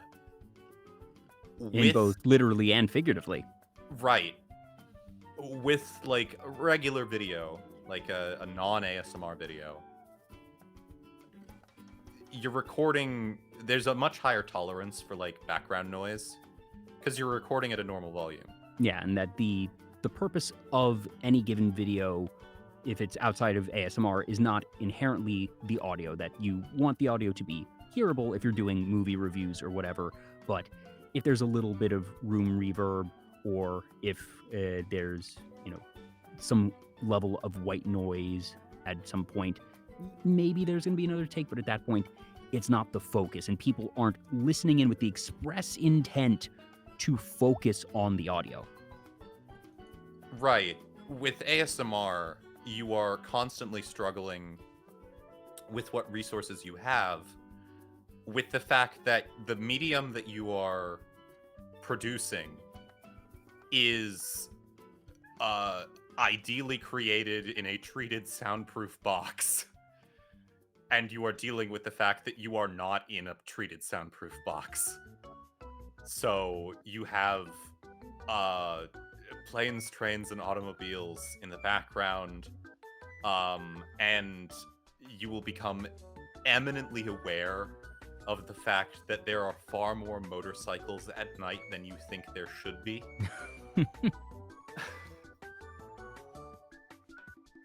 So like, where... finding time to record is another thing, and it obviously anything that it makes it very easy to procrastinate making videos because the ideal is perfect conditions, and that if the conditions aren't perfect, if you're recording at the wrong time of day when people are moving around, it's going to be more frustrating because you're going to have to redo takes even if you read them perfectly because of some uncontrollable outside force. And it's much easier to say, oh, I know that, my neighbors are noisy at this time of day, or I know that it's more likely and it's easier to sort of make those excuses. Right. Where And along? it's almost enabling because those excuses aren't necessarily excuses. If you're going to make a good video of high quality, you do have to take that into account. I live in the city, and there is a bus station outside my house. There is an airport a couple miles away. The train is a mile down the road. You literally have planes, trains, and automobiles. I do. Absolutely. And also there is a park across the street from my house where children play. You basically selected the ideal place for problems with ASMR. Exactly. Now, where along the line did the interest in the ASMR tech come into play? So I think it was kind of inevitable, just because I like I don't like acquiring stuff per se. But I do like having nice things, and ASMR affords you the opportunity to justify making very extravagant purchases. So the most ubiquitous, of course, being the 3DO, which is sort of like it's become synonymous with ASMR. I don't know of anyone who's actually using it for the purpose that they intend on the website, which is making like realistic audio for like films or whatever. Yeah, it's supposed to be for like audio engineers making Foley or for making sound effects. Yeah. It's like it's like being convinced that people only buy tissues to sneeze into. It's honestly kind of funny because they basically, I think they might mention ASMR vaguely, but they're very much like, oh, this is a binaural microphone. It provides you a realistic experience for all of your audio visual needs. And in reality, I feel like the primary consumer is just ASMR creators. But at this point, since it has become so synonymous, they don't need to bother branding it that way. That if anything, they need to fight against it to make sure that other types of audio engineers and people who would be looking for a microphone find their microphone and don't think, oh, it's just the ASMR thing. Right. And like I said, it is a fairly extravagant purchase. Like the free space, which is the basic model, clocks in at like $350. That's before peripherals. That's before peripherals, which are absolutely necessary for it. Which is again why I recommend people don't jump straight into it. Much like a VTuber model, it's a very big investment, and if you get it and decide that ASMR isn't for you, you've bought a very fancy paperweight. Yeah, and you're going to need to try and sell it, and the number of potential buyers is very limited because it is such niche hardware. Right. Exactly. What type of mic did you use for your first several ones? Because I'm guessing that you didn't have a 3DO at the beginning, so what did you use? So, funnily enough, I have only ever used the 3DO for streams. All of my videos were done on a mono mic. I think everything up until my last one, or the last two, were recorded with a Rode NT USB, which is it is the USB version of the Rode NT1, which is ultimately a microphone that I purchased in the XLR version. Fantastic microphone. If you are looking for a microphone but don't want to shell out necessarily for a Shure. It's a lovely alternative. But I have actually never had a video made with the 3DO because it is so sensitive. It picks up everything. That is And rather the point. yeah, it's really hard to record actual videos with it. At least in my situation. If I had, and this is not a cry to donate to me so I can get one. If I had a treated sound booth, probably would be able to make videos with it, but as it stands, without considerable effort, I don't necessarily see myself making any super high quality videos like that. Oh, I'm not sure if you know, Nemo. I'm a big advocate of do-it-yourself booths. Since day one for Vtuber Talk, I have operated out of a pillow and blanket fort sound booth.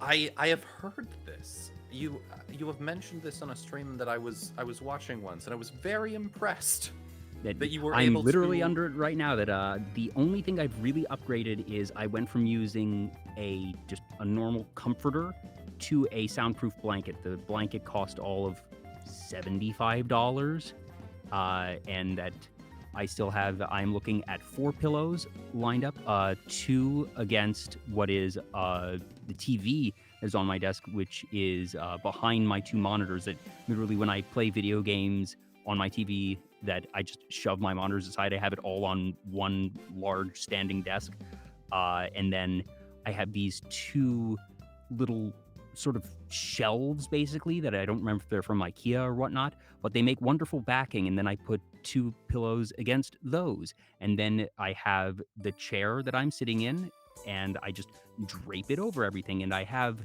the blanket rests a bit on my head, but I have things spread out just enough to where the blanket is mostly taut, so it's not like it's weighing down on me. And I'm with Jay on this one. I don't understand how you don't melt. I have my air conditioning set a little bit lower. I make sure I am wearing a t-shirt and shorts.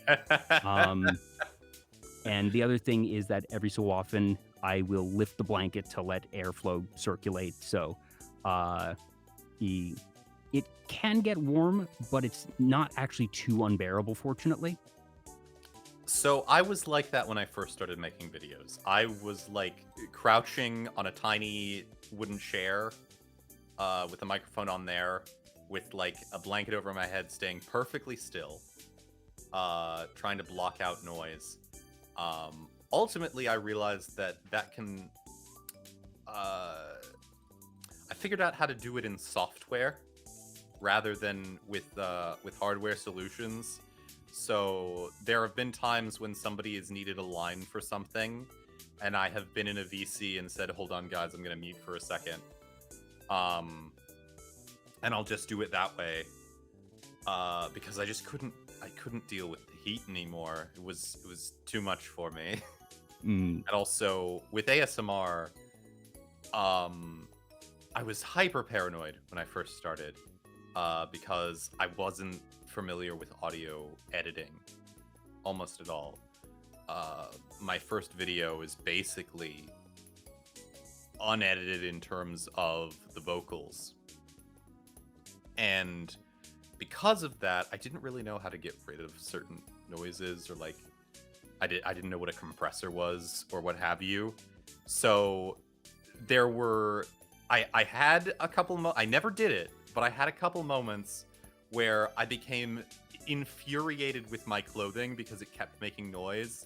And I was like, I swear, I will record naked if I have to. God damn. Yeah, but I don't know much about audio engineering at all. That I took that science course, so I understand in scientific concepts how sound works. I don't know how to. I'm sure I could learn the different filters and whatnot, but again, this was early on. I didn't want to invest. I wasn't going to get anything super fancy, and didn't understand how to use filters. And frankly, to this day, still don't understand how to use filters. So my cheap, easy, no investment option was, okay, let's just make a sound booth, because I did know that the studio apartment that I live in has a relatively tall ceiling. I don't have a lot of stuff on my walls. I'm not really one that decorates a ton. Hmm. So there was So little yeah, to no the sound the echo absorption. is Yeah, understandable then. it wouldn't be unbearable that when you and I spoke earlier in the week, I was not in the sound booth. I don't bother doing that when I have pre-interviews with folks. That I'm not quite that committed, but I want to make sure that it's a little bit nicer when it's on air. But whatever you heard earlier in the week, that was me without the sound booth, and it does make a difference. If you're listening, you can hear it, but at the very least, I Right, know and it's not obviously you're listening unlistenable. the hardest. Yeah, for sure.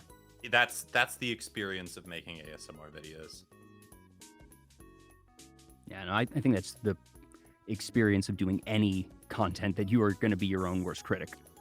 Right.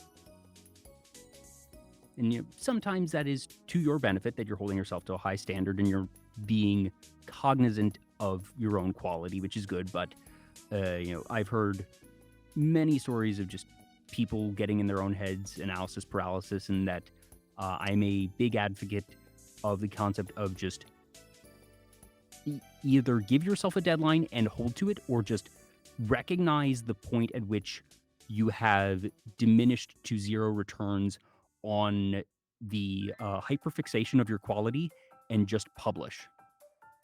Right. And I think the issue that I have had and continue to have with making videos is that I I have been very lucky and very unlucky at the same time to never have had a video that had a glaring issue that I couldn't fix and I just shipped.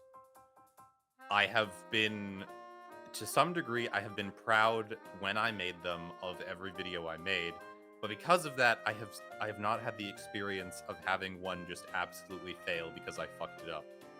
And I am still scared of doing that. I'm just breaking the streak of the concept of, oh, I need to fail in order to have that learning and that experience of failing, and I haven't done it yet, but it's going to happen, and just the weird level of pressure of actually having a good track record. Yes. It is very much like, well, I'm already doing it. I've already gotten this far. I could keep going.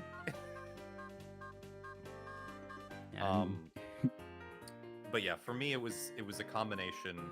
The reason it's taken so long is it's a combination between writing is really hard, writing scripts is really hard, and I don't like taking scripts from other people because I like the creative aspect of making the video. So writing scripts is very hard. Recording is hard, and also I feel like I have a standard of quality that I need to maintain, and because of that, I got burned out. Yeah, I've heard similar stories from other folks, both in ASMR and in other content areas. Right, and I have abundant respect for other people in the space. I was never as serious about it. Same with VTubing. I was never as serious about it as other people were. I never had the crippling stress of having to deliver on Patreon rewards or anything like that, which I have known many people for whom that was a big thing that made it totally unenjoyable for them. Just the fact that it was constant and expected. At least when I was making videos, when I first started out, there were people who were trying to make videos like 3 times a week. Good lord. I assume for that they are using pre-made scripts from other sources. They're writing 3 a week? Good. There were people writing like 3 scripts a week. They were delivering constantly, and yes, it was there was payoff because the people, the audience was ravenous. So there was a point at which you could develop an audience where um,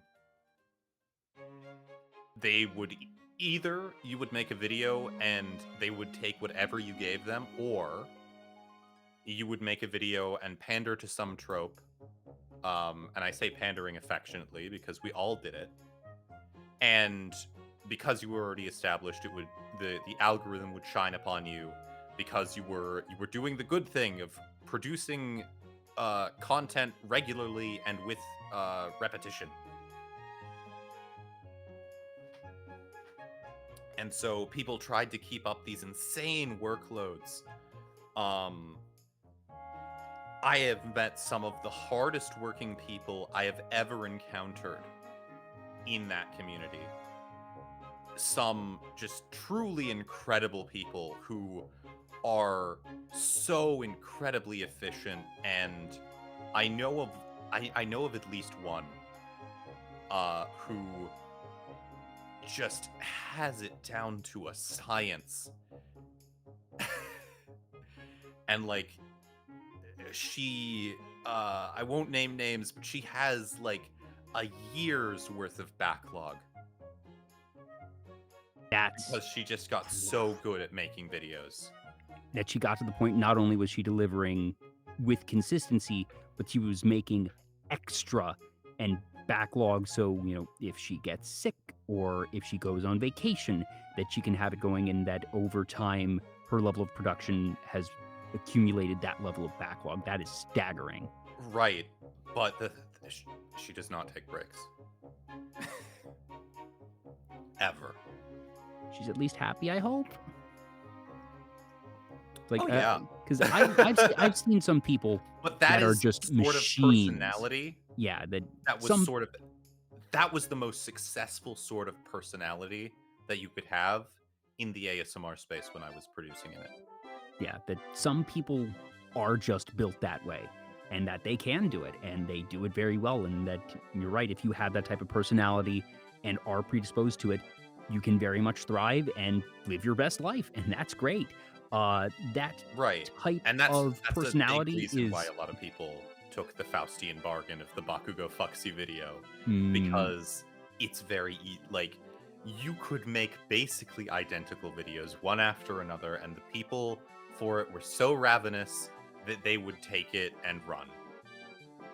that as long as you had, that little variant that if you're making, you mentioned you don't Forget watch a lot part of. 2, these videos could get to like part 20. Now, were they actually numbered and they made them into a series, or did they just have a slight variation, a slight tweak, and that, it was a flavor of the week type of thing? I'm gonna be honest with you, there were so many that it was both. There were so many of these videos. It was insane. That's impressive. Like these videos came out by the dozen every day. I can't imagine that. Not from the same people, but that genre was so prolific. Oh, okay, sorry. I thought you were saying that this person who has the giant backlog was publishing like multiple days. Like, what? That's absurd. But okay, so that you would have several new entries in this genre per day. That makes more sense. Right. But the other thing is there were a lot of people who were very willing to write scripts for that sort of video. The demand for some videos was so high that people were willing to do work unpaid to just, and again, another terrible thing about the ASMR community that I think is a lot better in the VTuber community, people are infinitely less willing to work for exposure in our community than they were in the ASMR community. Like the script writers and artists got shafted almost as a matter of course. That's just, and you had the whole issue of people stealing scripts from like, or not crediting properly from scripts they had found on Reddit or what have you, because there was such a market for things. it was truly a boom time in the space when I was making videos, because people were just producing so much content. There was such a desire for it. I don't know. Maybe people were just horny and couldn't sleep way more back then. Um, we didn't have VTubers to take care of us yet. So, uh, because of that, people would write scripts, or people would elicit scripts from people for very little money, if any at all. Credit was oftentimes not given. It was just an absolute, like, bandit time in terms of actual credit. Um People producing like art for thumbnails. Oftentimes they would be like younger, so they wouldn't know the value of their work. So they would make this art basically as fan art, and then the person making the video would be like, "Oh, I really like that. Could you draw me a thumbnail for this thing?" And Oh the no. stardom factor was so high at that time that people would be like, "Oh my god, they're paying any amount of attention to me. Yes, absolutely. You don't even have to pay me, Like, just so I can like don't be get a me part wrong. of I've this." I've done my share of unpaid internship work and pro bono work if the client was significant and if there was other benefits to be had. But I also have a awareness of where to draw the line. I would imagine that in stuff like that, drawing the line did not happen very often. Right. And uh again, that was another huge appeal for a lot of people of the Bakugo fucks you genre, which was, there was all of this fan art and all of this licensed art that you would be able to pull from to make thumbnails so much easier than if you were doing bespoke characters. It became its own sort of self-sustaining market at that point, which, like I said, in some ways is really cool because there's the audience that is really ravenous, and then there's the creators who are, if not interested themselves, see the benefit in doing that, and as you've been saying, sort of taking the Faustian bargain, but then that you have these other issues crop up alongside it. Right. Um like you would it got to the point where like people would take other people's scripts. It was at the issue was that people were so desperate for content. They didn't care where it came from, or if it was, it feels weird to say produced ethically, but I guess that is technically correct. Um so like on at least one occasion, somebody took one of Vivi's videos and basically reperformed it. Huh. And that, I've heard of cases of, somebody puts a script out there and says, hey, anyone who wants to use the script, that this is a publicly posted script, and that I'd Right. love to hear multiple people do it, but that, similar to sort of tracing of art, perhaps would be a good analogy here, that if you do your own thing and that is posted and that it is not explicitly meant to be something that of, hey, you can try your hand at this, that having someone reperform your work would be, something that you try to not have happen. Right. And you did have that in like the Reddit circles, where like there would be subreddits dedicated to script uploading. And again, that comes from the relationship between the media and the space of erotic roleplay audio. It's a similar culture. The general understanding oftentimes though is that you provide credit, and in most cases that you approach the person who wrote the script and get their permission to perform it. Where you run into issues is that oftentimes people would just not do any of that. Yeah, the crediting is always where the issue comes. People do Right. cover songs, so the concept of cover ASMR, for lack of a better term, makes sense. But you're very right that give credit where credit is due, folks. Right. And then also there was a lot of instances of people. The other big no-no was monetizing those sorts of scripts. So like scripts that people had put out there for free were basically considered like copy left, I guess. So like the general understanding was that they were not to be used for profit. Again, because of the way that the space was booming, and it was before the crackdown that would happen later on with Patreon of a lot of types of content. People would use these free-to-use scripts, which were created without the intention of being able to profit off them, because they were supposed to be free for everybody. And they would be used for paywalled content. And so that was another issue that the community ran into. Do you maintain any level of visibility into the ASMR space or anime ASMR space today, or is that something that you've more or less left behind, even as a viewer consumer? Only in the respect that I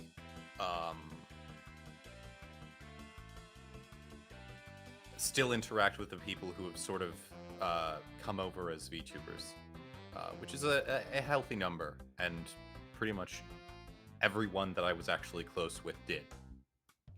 So, not particularly. I will be honest, it was not the best space in terms of interacting with other people. While it certainly seems to have been formative for you, the review that you've given it here tonight is certainly not glowing, shall we say. Yeah. But at the same time, that it's very clear that you are enjoying the VTuber space, and it's something that's really nice to see, and that having not really come from a particular sub-community myself to find myself in the VTuber space in this capacity, I like hearing stories like that, and I sort of count myself lucky that I just happened to fall into a good one. That I've been an anime fan for a long time, so me finding the VTuber community has its own very logical threads. The very, very long story short of how I found out about VTubing was I would have an anime night with friends over Discord, and we would just, watch episodes of anime. And that every so often when we'd have a break between episodes, people would get up, use the bathroom, get a snack, whatever, that the person who was running the stream would just throw on YouTube videos. And they had found Hololive clips, and that they started just throwing those clips up. And so I literally found out about VTubing because of just generic anime. Hadn't been in any of those other communities otherwise, and here we are. So that's such a gentle transition. and it's the type of thing that I had been aware of many of these sub-communities, having just been into anime and been in events and other things that I've done in the past. So it wasn't like I was totally blind to the existence of the ASMR community or to, idol communities and other content creator communities. It was just that I myself had never actually really interacted with any of them on a significant basis. And like I said, I'm very lucky that the one that I did end up falling into was a good one. And but perhaps it wound up being sort of a self-fulfilling thing in that way of, if I had started to get into VTubing and gotten the vibe of, okay, this place ain't so savory, VTuber Talk just might not have happened. Exactly. And I think that is a testament to how much the internet is a wild place, and I think we don't necessarily appreciate how well we have it in the VTuber space all the time. It's not perfect, but it's not awful. Yeah, like I said, that I've seen worse. Exactly. But yeah, both Aito and Vivi in the chat, I corrupted them both. I was pretty much the first of my immediate friend group to be like, VTubers are pretty cool. Oh, you were patient zero. You were the virus carrier in your friend group. Basically, absolutely. Because there was a time where ASMR people were making the migration over. I want to say like late, very late 2019, early 2020. That sounds about right. And need I remind you, Vivi listened to my first ASMR video and said, I hate him. So Vivi approaches, to put it most gently, Vivi approaches everything with caution. So she was not a fan of VTubing, and I slowly drip-fed her clips of VTubers. Were you the one that showed her that fateful clip? Yes. Did you show her the Roboco dancing video? No, I didn't show her that. She found that on her own. But I did send her clips, which infected her search algorithm, which may have gotten her to get served okay. that video. So still, indirect hand there. Well done. Well done. Aito absolutely directly influenced him. I was like, hey, Pigumi's pretty cool. That's all it took. He was absolutely against the idea of VTubers up until then. Overnight, it was, I guess I'll become a VTuber. And so it goes that, some people sort of dip their toe in the rabbit hole and then sort of slowly sink. Others dive in head first. Right. I suppose it is kind of ironic that, despite the fact that I corrupted Vivi, she was a VTuber before me. That's right. And that was mostly an issue of hardware. I was pretty much all my videos were made on my my previous laptop computer, which was very high end, but still not up to streaming. Vtuber Talk ran for the first however long off of a laptop that was also not up to streaming, or barely so. 8 gig RAM MacBook. Oh, Jesus. Like I said, there's a reason that this whole operation was put together very simply. And part of that may have also been there were a bunch of factors that led to me landing on a talk show as the concept, but one of them being I knew that the hardware I had was going to be very limited, so the number of things I could do on stream was limited. And I was like, wait a minute, just audio isn't that bad. And, one video source, if I'm not running a VTuber model myself, isn't going to be too intense on the hardware. And the circumstances were certainly right for something that I was already predisposed to for other reasons. Exactly. I don't know. I'm pretty sure everyone in chat is familiar with this story, but I don't know if I've ever told you about the fact that I had to troubleshoot my computer for a year. I don't think I know this story. So around the summer of 2020, because I was cooped up, I was like, I would like to build a computer because school is online and I want to be a VTuber. And so I bought all the parts and I put it together, and the long story short is that it developed an issue where it would turn off suddenly. Just, it would blip off. It would reboot without warning, without any discernible cause. And so I began the process of troubleshooting the hardware. I thought it might have been the software, and I tried literally everything. I could probably speed run installing Windows at this point. I've done it about 8 times. So I moved to hardware, and I was like, maybe it's this. And so I would buy a new thing, and I would put it in the computer, and it would still persist. And I would be like, okay, maybe it's the graphics card. So I feel the need to ask. I'm guessing the answer is yes, but did you ever just take this to a shop and say, what is wrong? Please run diagnostics? Or did you just do it all yourself? So I did call a computer store and I described the problem, and they basically said this was also in summer 2020, idea. so going into a shop might not have been viable. Right. They basically said we have no idea. They thought it might have been like my hard drive or something, which was preposterous. Um, I Long story short, over the course of a year, I replaced or bought an alternative for basically every part in my computer. Oh no. This culminated in finally finding something that crashed it consistently. This is very embarrassing. I downloaded a how do I put this delicately? A gentleman's special interest animation Yes. Uh-huh. in the form of a graphical interface file. Ah, yes. And it was supposed to be a GIF. It downloaded as an MVK file. And for some reason, when played in VLC Media Player, it played too quickly. And this crashed the computer. And I almost cried because I had finally found something that crashed it consistently. I have never been so happy to have my computer crash. And so,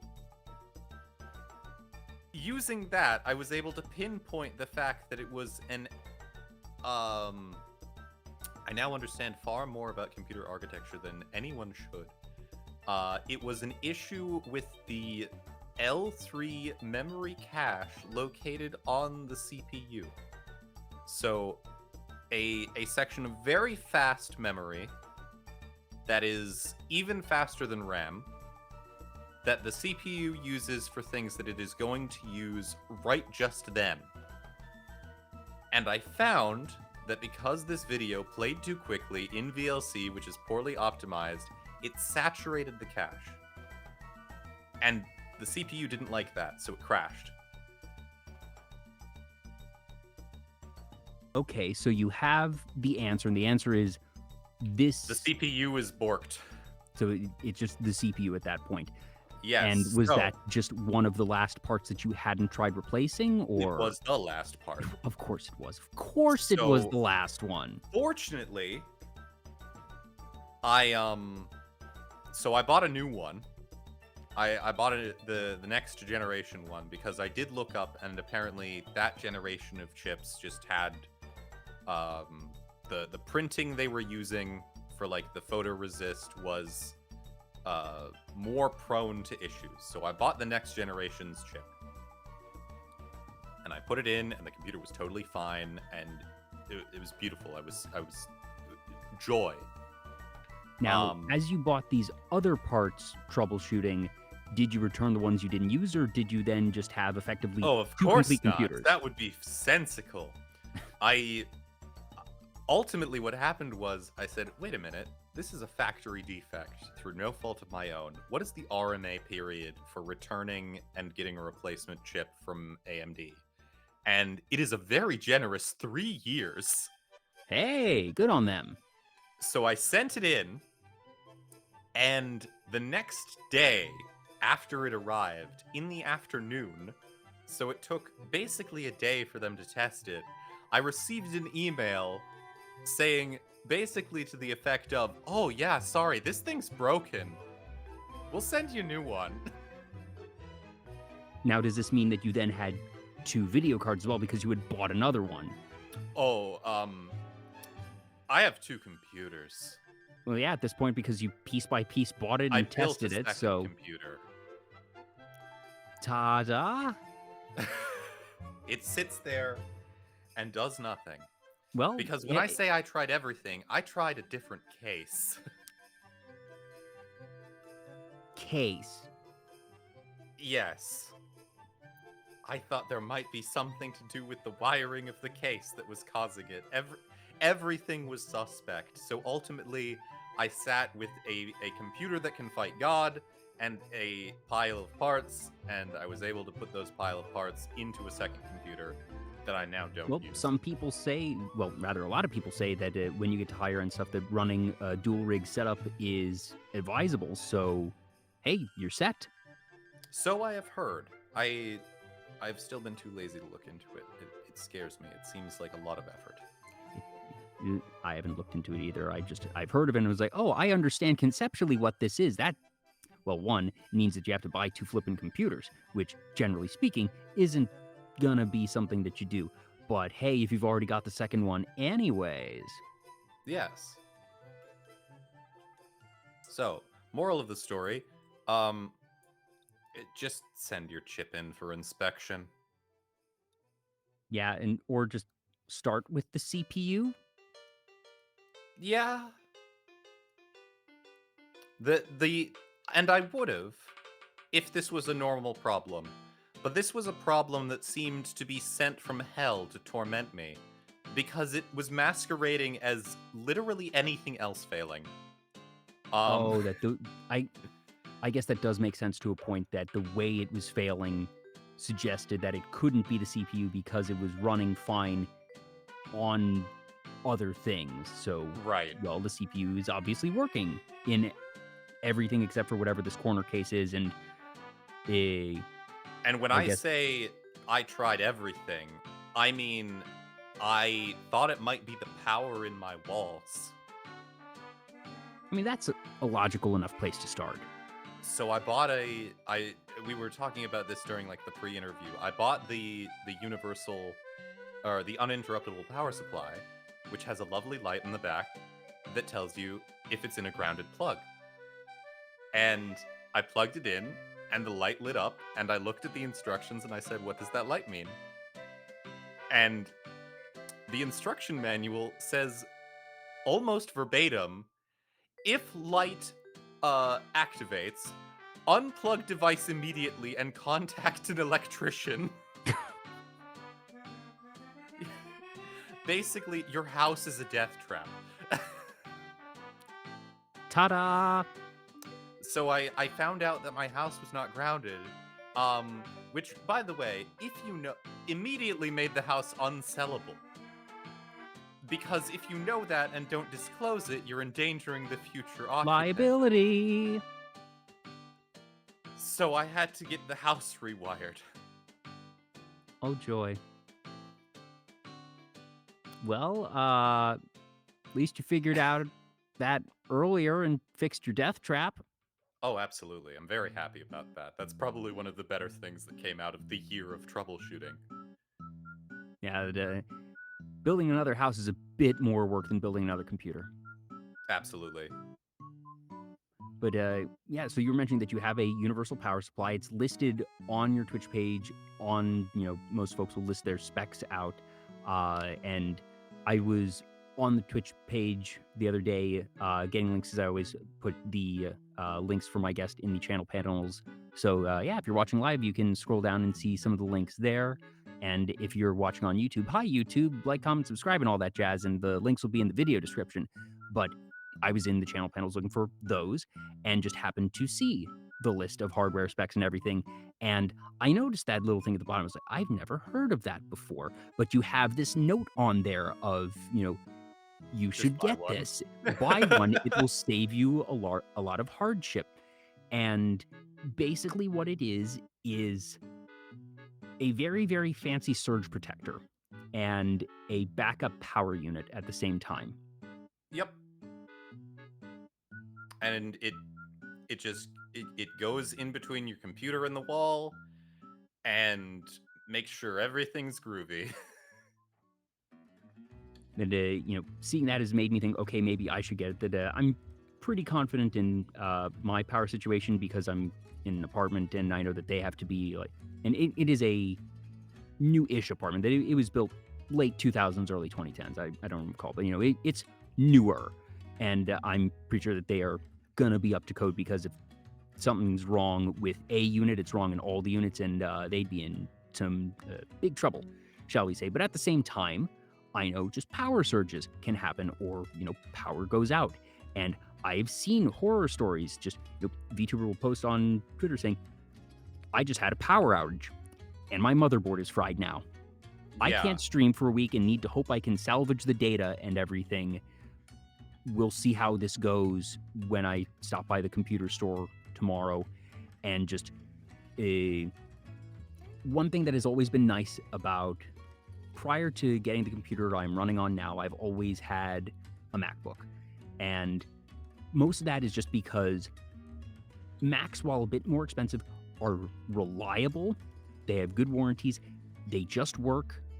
Also, generally less susceptible to viruses I because can't hear you. I'm not listening to your Mac propaganda. now that is at the cost of not being able to run half the programs you want to run. That is at the cost of the stupid high price point. That is at the cost of everyone thinking that you're insufferable as the default. that don't get me wrong, I am no Apple fanboy. I got it, Right. like I said, sort of out of a thing of simplicity. As someone who doesn't do much hardware, I was like, me just doing that little bit of extra investment saves me the headache of, a graphics card failing or whatever. That, I have a lot of friends who are really into computers and they're good at it and they understand how to do stuff, but I always hear, oh, the motherboard failed and now I'm out a couple $100 and have to fix it, and that just generally doesn't happen with Macs. And so that was sort of the default for a while. And now that I have a nice new computer that I'm able to run whatever the hell I want to run on it, is very, very nice. But there is that little bit in the back of my head of just, oh gosh, I don't want to, it feels like an inevitability. Obviously, something's going to break. Everything breaks eventually. And having seen how catastrophic a simple power outage can be to computers sometimes, has me looking at that universal power supply and being like, I might want to order that this week. Yes, because I would much rather fry the $150 piece of metal than the several $1,000 computer. And lose data and have to go through recovery and hope recovery actually is successful. Obviously, most things you'll see are horror stories, but again, it's still a possibility. There are people who have had it where they had no issue with the actual power source, but their Ethernet cable conducted a lightning strike into their computer and fried the whole thing. And also, I just wanted that peace of mind because I live in a house that is now 101 years old. Wow. Happy centennial to Nemo House. I hate this place. I don't want to hear anyone talk about how old houses have character or whatever. It's just a very old, terribly wired, dusty box. Half of my house is wall. Yeah, just that old houses are nice and have charm if you're not trying to live in the modern era. Exactly. Like, we got the house rewired. And while they were doing that, they looked at, like, the other power outlets, and they were like, yeah, it would be, like, minimum $5,000 if you're really lucky to redo the lighting. Because for some reason, there was a period in electrical history where they did this thing called rod and like knob and tube wiring, where basically they ran electrical wires like water, where they had like pipes, and you had like a system of pipes through your house that terminated at your lights, and they ran like wires through the pipes, and that's how the lighting was done, and it makes it basically unserviceable because you have to take the whole system apart. Wow. And it's in your walls. Wow. Yeah. As someone who knows very little about electrical engineering, that also seems fraught with hazards in a whole bunch of different ways as well. Yeah, Not it also least of which kills being light bulbs. just, if they're all being held in that, what if something cracks? Yeah. It is. I hate living in a house. The idea of things in my walls, it's awful. we should have never Yeah. invented architecture. It was a mistake. I don't know. I do like a roof above my head most of the time. But yeah, that sounds very not fun. And so you did get the electric redone, at least in terms of the outlets, but you didn't do the lighting, I guess. Absolutely. Ooh, well, at the very least, it's not a death trap anymore, so that's nice. It is very nice. Knowing that I don't live in a house that can just catch fire. Yes, indeed. The type of peace of mind you don't realize is nice to have until you don't have it, or realize, oh, I haven't had it unknowingly this whole time. Yeah. Because at the time I had been in this house for about 10 years. Oh, wow. Okay, so Like, at that point, it's yes. sort of, count your blessings of thank goodness nothing went wrong in these 10 years. Right. And the thing is, I should have known that it was the case, because when I first built my computer all those times ago, I went to touch it, and my foot was on like an AC outlet on the floor made of metal, and I was in a VC, and one of my friends is trained as an electrician, and he was there, and I said, "Oh, that tingles," and he goes, "That's not supposed to tingle." Yeah, I'm not an electrician. I can generally also agree that touching any part of electrical hardware should not tingle. Right. Or at the But very that's least, why I if thought you're it was the touching it, you case, shouldn't be because I was touching it if much it more tingles. willing to think that there was something weird about my case than something weird about my house. Oh, Nemo. Well, at Everything least is it fine worked now. out. Yep, it worked out. It's fixed now. Oh, dear. Well, hey, that's experience, and you now have that knowledge, and I'm sure that wherever you live next, that you're going to be paying real close attention to if it's grounded or not. Absolutely. Now, when it comes to streaming in general, you mentioned, everything from burnout and just finding the VTuber community, being able to get into LD space.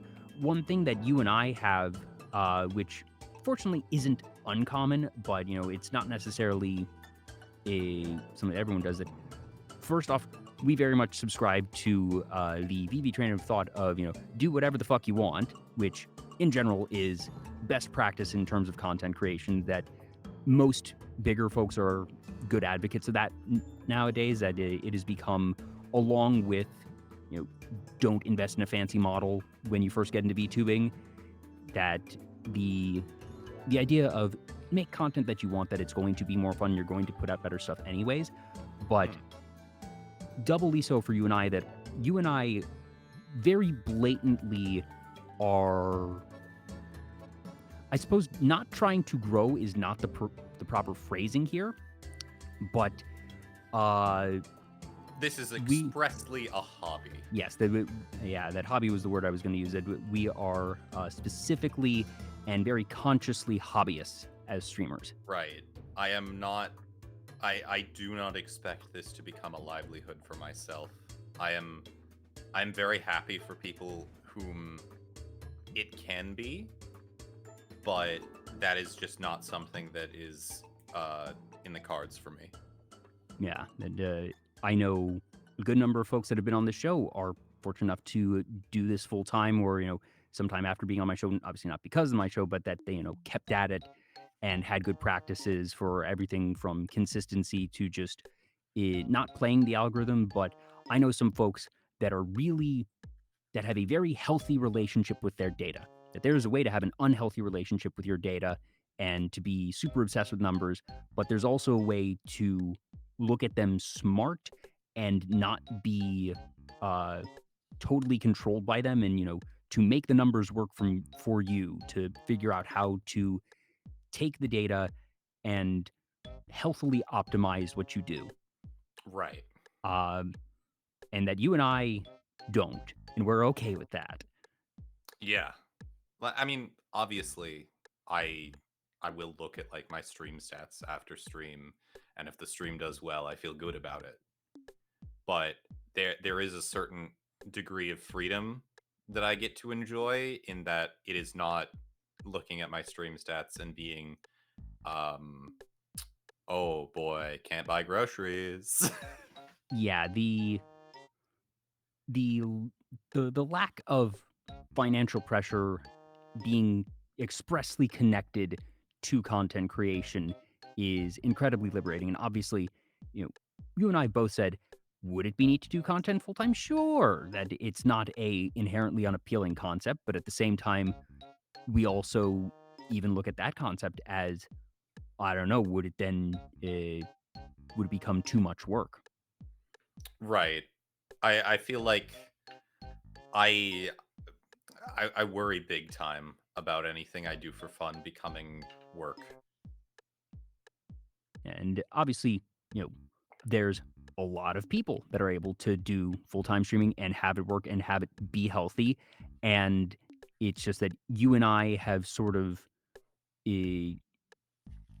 of figure about ourselves that we know where our own healthy limits are, and basically have set our things up in such a way that, if success comes knocking, that cool, we'll ride that wave. But one, are going to be mindful anyways, and two, that we are not going to bend over backwards to get there and are content just doing what we want as we want, and being able to have that mindset of, perhaps balance isn't the right term, but of doing things on our own terms.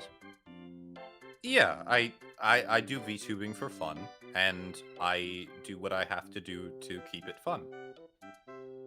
Are there any particular habits or best learnings that you've learned, even just about yourself, that it might not necessarily apply to everyone, but something that you've figured out, okay, this is how I work and am able to keep things as fun as possible for me?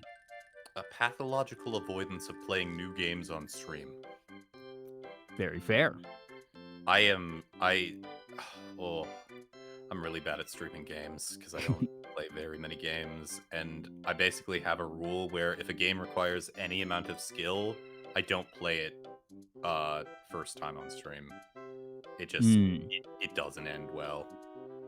And I know that's not true for most people.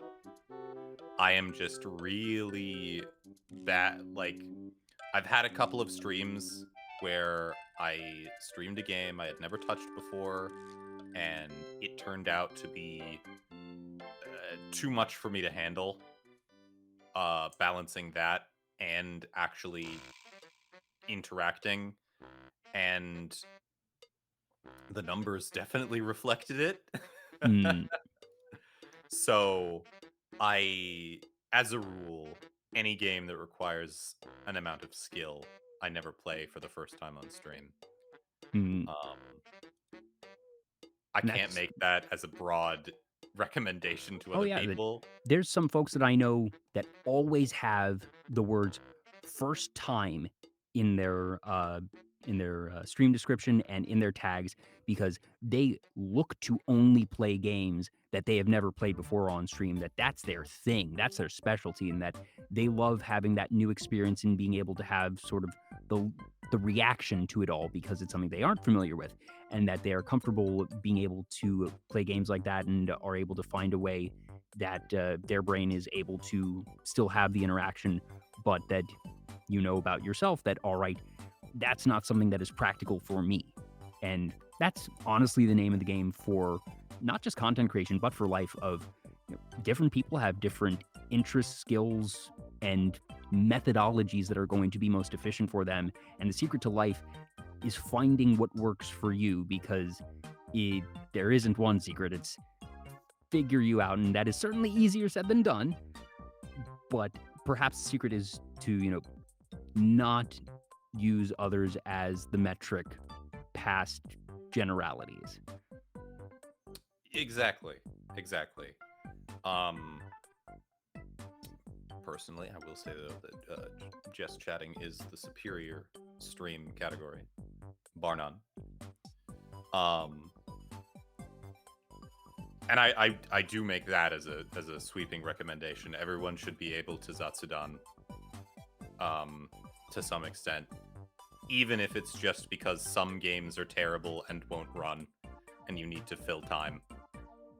Yeah, just being able to talk to your chat, and whether or not that is the entire stream or just, opening up with a couple minutes of chatting, or like you said, if you're having to grind levels in a game, that being able to fill the time with better content than just hacking away at mobs endlessly in your RPG.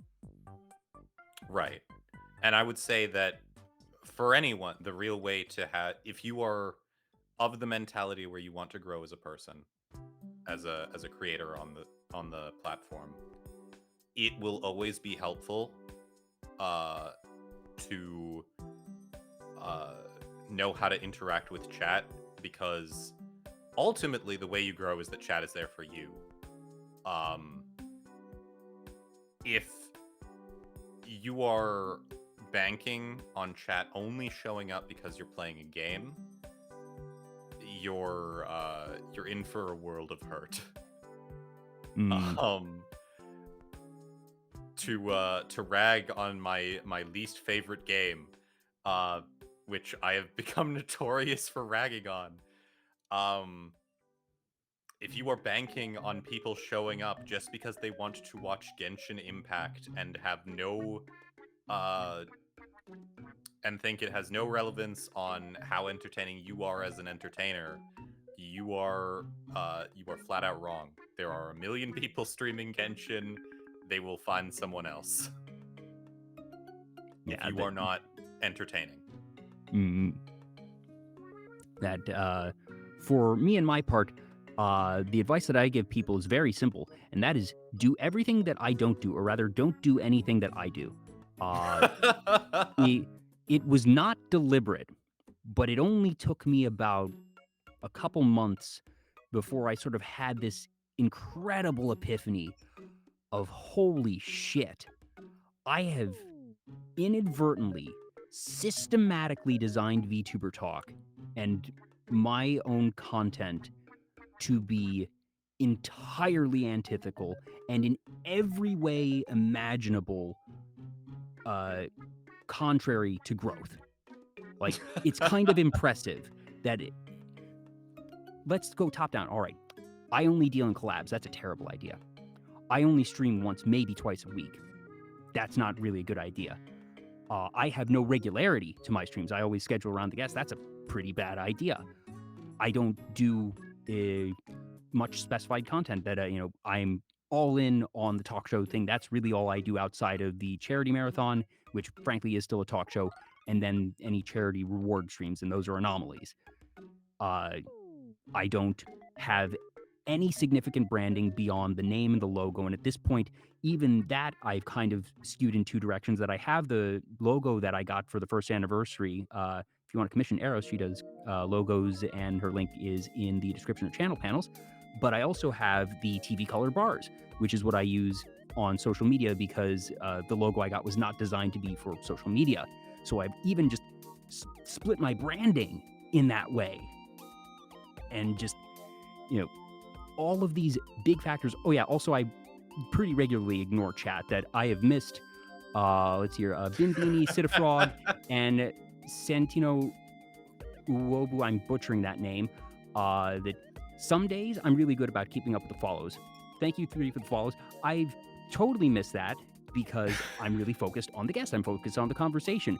I don't interact much with chat, that I'm always keeping an eye on folks and, making sure that nothing bad is happening. But I'm generally not going to call out too much unless it's super relevant to the ongoing conversation. And just, these are all baseline things that if you want to be a content creator, have a semblance of regularity. If you're only doing one stream a week, try and have it at the same day at the same time. So at least your regulars will have a habit and know, hey, that's when you're going to be live. Don't just do collabs. Have your own content, please. For the love of God, that's how you should do it. Don't do what I do. Look at my guests. My guests are the folks that are really talented and have a good idea usually of what they're doing and have put in the hard work. I am just a funny little guy that likes having conversations, and I'm still having a great time. I've been aware of all the very blatant shortcomings of this channel for growth and metric purposes, and I have consciously chosen to ignore them. I recognize that that is an anomaly, both in my goals and just the way I choose to operate, because I know that is what will be optimal for me in fun. I still agree with Jack. but- You are a good interviewer, though. Well, thank you. That's the one thing that I have always cared about from day one, the guest experience, and just being a good interviewer goes hand in hand with that. And that's the thing that I will bend over backwards for and make sure to do everything in my power to get it right.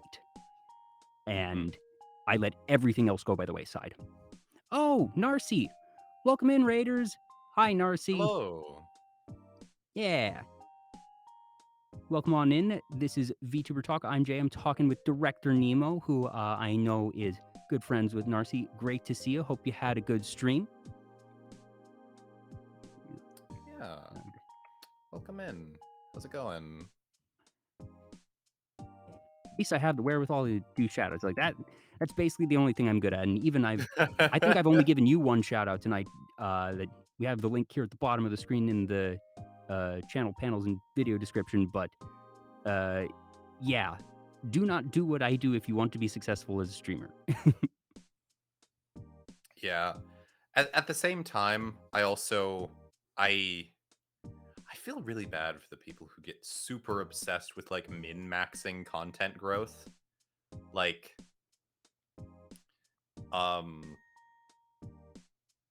it just seems so tiring. Yeah. Like I don't know how people are like uploading things to like these 5 different platforms. Like I made a how TikTok the fuck account. does TikTok work? I made a TikTok account when I first started the show just to make sure that I had the handle. And that was in the early heyday of TikTok. If I had actually put in time on TikTok, if I had, clipped my own shows, slapped on some subtitles, done whatever formatting it needs to be, and then uploaded it to TikTok, I probably would have seen at least moderate growth, because if you were on TikTok in 2020 or 2021 and had any regularity, you probably got at least 10,000 followers, at least. That it's just, it is the platform right now, at least in terms of raw statistics. And I know several VTubers that saw their audiences boom specifically because they started doing regular TikTok content, and it did translate back to Twitch. Yeah. And I just didn't. I don't know. I always say I have one of the I am so grateful for my audience, because they are they are so accepting of being just totally malnourished by me. Ever since the ASMR days, it has been the case where I really don't understand why they're here, because I give them nothing. Well, folks like you, and that it's still better than me that I am abundantly aware that the vast majority of folks I have who are watching any given show are here because of the guest. And that's understandable, that I myself do not offer very unique content, that VTuber Talk doesn't exist without the guest.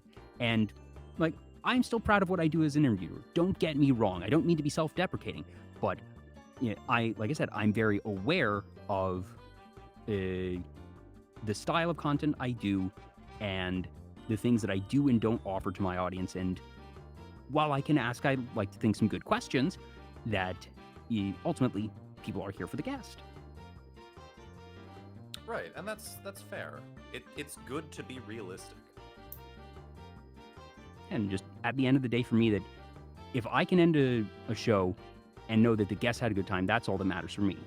And like I said, that's for me, and that is my goals for what I want to do with content creation. And if you have the very niche level of goals that I do, that's my advice of just know what you care about and tailor everything in your content to those ends. And it just so happens that what I care about has absolutely nothing to do with metrics. And it's then just happenstance that everything along the way happens to be antithetical for it. That it, like I said, wasn't designed that way intentionally, but also when I had the realization that I felt no need to change it. Quite right. I fully agree. You should enjoy what you do first and foremost, especially on the internet. Just have fun. And that if you can make money having fun, that's cool. Yeah. Hey, if you can make it work, if you're able to find that balance, that niche, and run with it, hell yeah. Like, one of the most exciting things that I get to see is folks in the VTuber community announcing, saying, I just quit my job. I'm going full time because my community has been supporting me to the point where that is viable. And like, that's incredible, assuming that they're making that choice in a practical time and not thinking, like right after a subathon. I've decided to bet everything on being a VTuber professionally. Yeah, not quite there. How many viewers do you have? 7.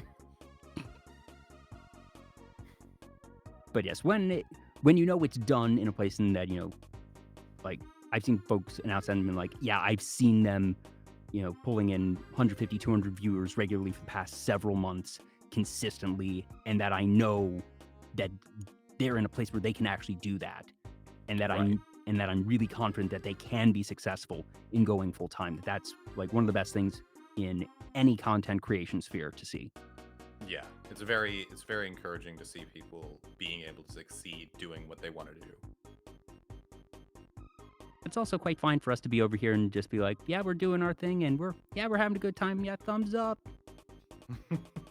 Exactly. But yeah. Are there any things that now that you have a bit more free time, since at least for the time being, you're on break from school, that you're hoping to get before the break ends? Well, I would like to. I am planning on streaming more. My goal is to. I am lowballing as hard as possible. My goal is to put out at least a video before my last semester starts up. An ASMR video? Yes. I also would like to actually get a handle on properly uploading all of the VODs that I have exported. Oh, that's the one and only thing that I do that I've been good about and have only ever fallen behind like 2, maybe 3 shows, is that I do upload all the videos to YouTube. But that's literally the only extra thing I do. And that's mostly for me of just my YouTube channel is even smaller than the Twitch channel. That's mostly so I have an archive and don't have to store it all locally. I look at uploading VODs and I think, oh god, that seems like work. I'm gonna have to just spend an afternoon automating that, and I never do. Oh, and unfortunately, since I only do once a week, that I don't automate it. That I chop out the starting soon screen, and that's about it. That unless there is something totally anomalous that there is reason for me to edit out something, that it's just, I'll cut out those first couple minutes of the video and upload wholesale from there. And I have sort of the system of what's in the video description of just my own normal usual credits and links, and then just the only thing that really changes is all the links for the guest.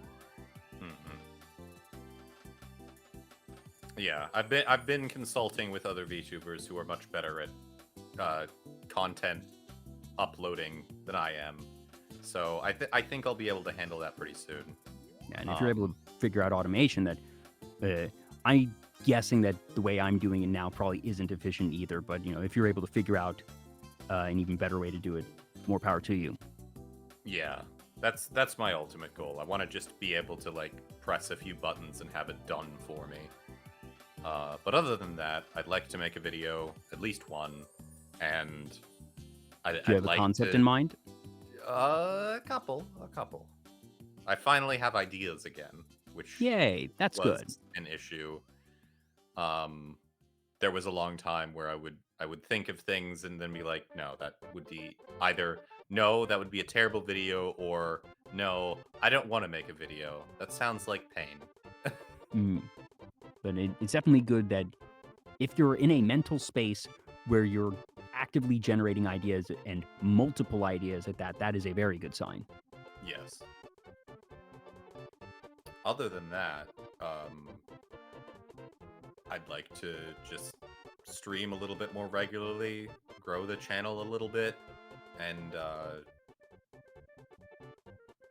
actually do things that are worthwhile. Rather than just sitting around instead of streaming. Mm. I am keeping my goals realistic. Yeah, realistic goals.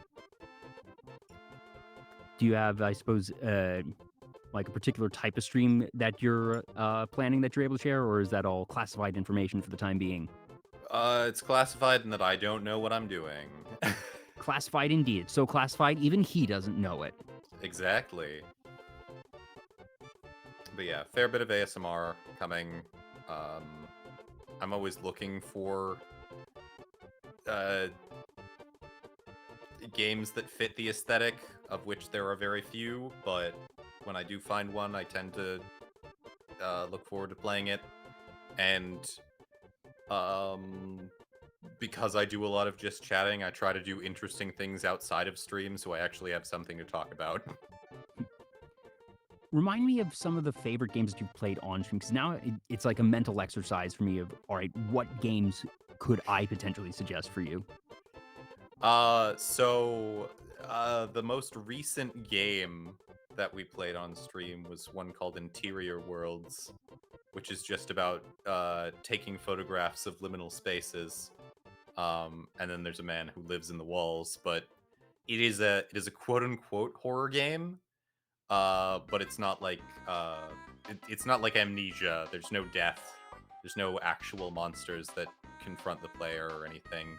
It's just an ambient experience. Other than that, I would kind of like to be able to play the most gamer game that I have played possibly in my life. I would like to figure out if I can stream Elden Ring. But I feel like that might require a 2-computer setup for me at least, because that is Well, a you very have 2 computers, Nemo. taxing experience on the computer to be rendering and also streaming. Now, what makes Elden Ring something that you would want to stream? Because that is, I guess it feels like a very attention-intensive game. So I'm kind of curious what really piques your interest about that one. I'm fairly good at From Software games. Like, I'm not incredible at them, but I have played them enough where I can pretty much play them without having to focus too hard anymore. You've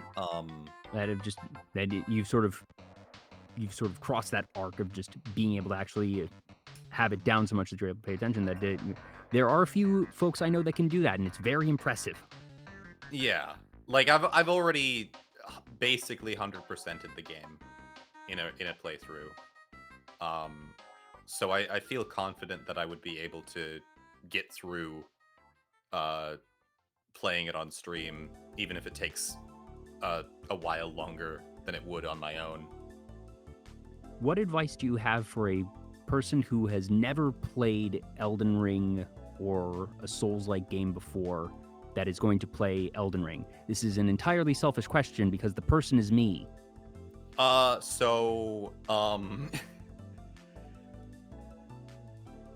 Don't listen to what anyone has to say if you think they're trying to tell you the quote-unquote correct way to play the game. They are lying to you to make the experience worse. Um, Crud, that needs. I mean, I do there know there that are a it. lot of people who have forgotten what it's like to approach the FromSoft formula of games for the first time and how frustrating it can be.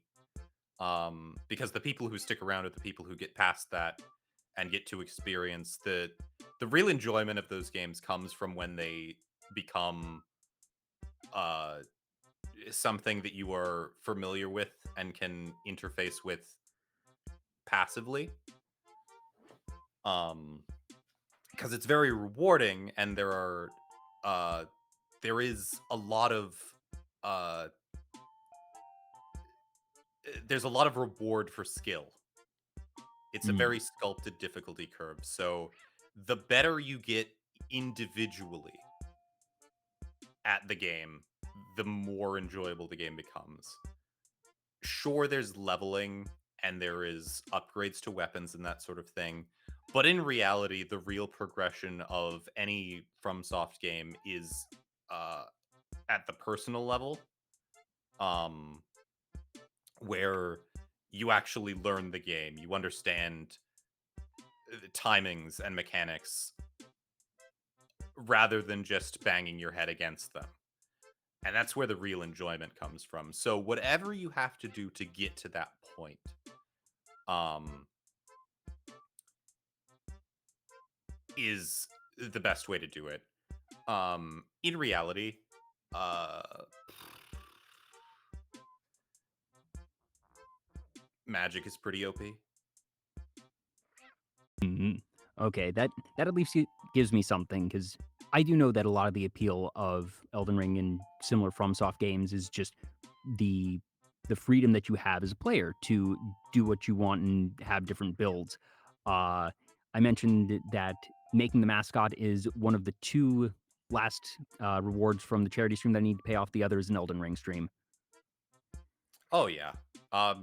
It And I've been dragging my feet. It's kind of a meme for me now at this point of saying like, "Oh yeah, I'm gonna get to it," and I will. And I'm for realsies actually looking to potentially have it in the next couple of weeks. the other thing that applies specifically to Elden Ring is that um which you might not experience, but a lot of people who are already familiar with Souls games are familiar with a more linear experience. So, myself included, Elden Ring is designed for you to be able to throw yourself against a boss, and if you feel that you're failing too much, you can hop on your horse and go do something else. It sounds similar to Breath of the Wild in that way, and I know that's a very sweeping generalization of two open world games that are not actually very similar. But I would say it is similar in that regard, though. yeah, The challenge that you are currently trying to tackle is very much up to you in for the most part in the entire game. Um, and so if you're struggling with something, running away and getting better by doing lesser challenges is totally acceptable and honestly the way the game was designed to be played. yeah, just threat evaluation, frankly, of being able to determine I'm not supposed to be able to beat this right now. I should get good. Right, right. So the the first time you play it, if you experience that, go off do something else. The pleasure of Elden Ring comes from the idea that you don't have to go do something else. Hmm. You can look up a whole host of challenge runs where people are playing the game with like these crazy restrictions of like not rolling or only being like soul level 1 and using like their fists and they can beat the whole game. Oh yeah, I've seen It's some folks simply a that matter do of like elevating skill. armorless run throughs. Oh, not wearing armor is child's play to these people. I know there's um some folks that play this game inside out and backwards, and exactly. like I've fortunately only promised one stream, so I'm gonna make sure it's at least a 3-hour stream. That I'm not gonna be in for an hour and like not get through the tutorial. But I very much expect that it's gonna be me dying a whole lot and hopefully getting through what amounts to the opening area tutorial, because I know it is a very big game. It is. It's very large. And just sort of the hope that, maybe afterwards I enjoyed enough to play it on my own, because I'm not going to actually do, Vtuber Talk is not going to become a gaming channel, folks. I can tell you that right now. It is still a charity reward.Maybe I'll bring the reward back next year and be like, hey, I decided to play a bit more on my own. Yeah, that I had the ASMR part 2 earlier this year. That one I did pay off already. Yeah. But yeah, also Elden Ring has an easy mode. It's called looking up somebody else playing the game. I don't think I'm going to do that. That, this is meant to be streamed, and part of the appeal is the fact that I haven't actually played a FromSoft game, so part of it is going to be I expect to die a lot. I just hope to be competent enough where it's not a completely boring experience for the viewer where all I'm doing is dying. Have you played a FromSoft game before? I played about an hour of Dark Souls 1 a decade ago when it first came out at a friend's house. Okay, Elden Ring is a little bit kinder than I've heard that it's more approachable, yeah. It is. It feels weird to say this, but it is kind of the easiest FromSoft game. Because of that fuck off and do something else design mentality. The other games are very much, you have reached a choke point. Beat this boss now. Yeah, and just being able to, that if you're stuck there, that you're stuck. But yeah. So, in summary, go off and do something else if you fail too much. And also, don't have any strong opinions about Dark Souls 2, because everyone will say you're wrong no matter what it is. I have heard that from past guests, because unsurprisingly, Dark Souls and Elden Ring is a very popular genre, and I've had several folks that have that as one of their specialties even. So I have heard the hot takes about Dark Souls 2 for sure, and the benefit of having literally only ever played an hour of Dark Souls 1 means I have no opinions at all. Perfect. But yeah, you might actually be primed to have a more pleasant experience with Elden Ring, since you're not already trained to play Dark Souls games. Yeah, I have no predispositions, no built-up habits at the very least. So yeah, have fun. Yeah, I'm sure it's going to be fun. That I think the first thing I need to do is I just need to download the freaking thing on Steam, and I think once it's just on my hard drive, that I'm going to be a bit more of the attitude of, all right, let's get this damn thing done. That it's probably been too out of sight, out of mind for me. Yeah.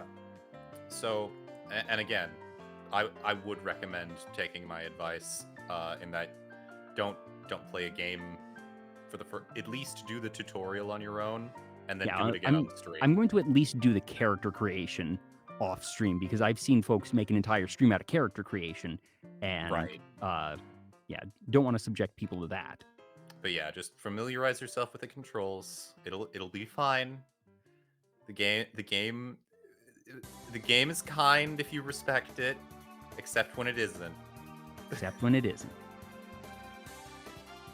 But yeah. Do you think that that could be something that you end up doing with any regularity, though? That since you're hopefully going to be doing a bit more streaming while you're on your break, that do you foresee yourself potentially delving into Dark Souls a bit more, or do you think that that's sort of at the end of the list and you're primarily looking for more niche games?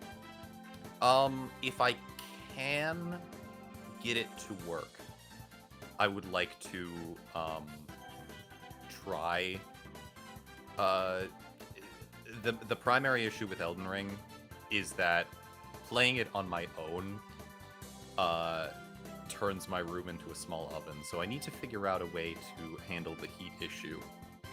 Ooh, if simply playing the game is making you warm, I have a very small room. Then you're definitely not in a place where the and blanket booth is gonna be viable. Then, yeah, that sounds not good. Yeah. So I will try to figure out some sort of cooling mechanism for the room itself, and then I will be able to try and tackle multi-computer streaming. Mm-mm. Other than that, absolutely no goals. We're just having fun. Yeah, let's go. We've been at this now for over 3.5 hours. That time flew. We dude. have. So I have a couple last questions that I always ask my guests before we go. And the first is somewhat related to what we were already discussing, but a bit broader. And it's, do you have any goals for 2023 that, obviously we're a little bit less than halfway through the year and we have the goals for the break, but what do you want to be able to accomplish by the end of 2023? Whether it be, do a certain number of other streams or videos or other content, or even if you have metric related goals. Well, my primary goal is I'm graduating from university. Yay! The best graduation. Not from YouTubing, from university. We didn't even talk about graduation culture. Jeez. Oh yeah, that's a whole stream in and of itself, though. My very TLDR hot take is that if you are not a corporate VTuber, that you should use the term hiatus and not graduation. I think that people who, even if you decide that you don't like streaming, if you use the term graduation, it comes with a level of finality where if you change your mind, that if you find that spark again, that coming back from a graduation is sometimes seen as like a deception, going back on a promise or lying, and like, hey, were you playing your audience for sympathy and potentially for money, and then coming back later, and just I always say that indefinite hiatus should be, even if you are doing so with the mentality of, I do not expect to ever come back. I feel like graduation paints people into a corner, and you should always leave that door unlocked for yourself just in case. Right. I agree. But yeah, graduating from university, that's good. That's very good. Yeah. Yeah, I'm looking forward to that. Other than that, again, I would like to be able to use this second computer that I built. You bought the damn thing, might as well use it. And I have been scheming some way, because oftentimes people will approach VV, because VV is very public about doing ASMR, and they will be like, hey, hardware, how work? And more often than not, VV will send them to me because I am who VV goes to for help with hardware. So I have had this goal for a little over a year now of, I want to put together sort of a semi-comprehensive PDF of the ways in which you can make ASMR both in video form and on stream, from sort of an amateur content creator perspective. Heck, you could make content out of it. You could do a video of just, here's not necessarily hardware reviews, but here's best practices. Or you could make a series of, you did the thing recently with the tiny cheap pencil mics. You could just do a series of, all right, what is the lowest grade microphone I can use for ASMR purposes, that just make it sort of a challenge, and that since they're going to be cheap, I don't know if that's even of any interest to you, but that's just sort of where my mind goes, that since you have that area of expertise and that people I do like are curious about it. But yeah, so because oftentimes people will come to me, and I don't blame them for this. They expect setting up ASMR to be sort of like anything else with hardware, which is like if somebody were to approach me and be like, hey, how do I install RAM? I'd be like, okay, make sure it's oriented the right way, and you pull back the tab and click it in. They expect setting up ASMR to be plug and play. Like 2 sentences and a link. of like, do this, do that, buy this thing. Where in reality, it's oftentimes like, okay, when are you free? Because we're going to have to VC for like an hour so I can explain everything to you. So ultimately, I would like to have like a document that I can send people and be like, okay, read this. And if you have any questions, I am available.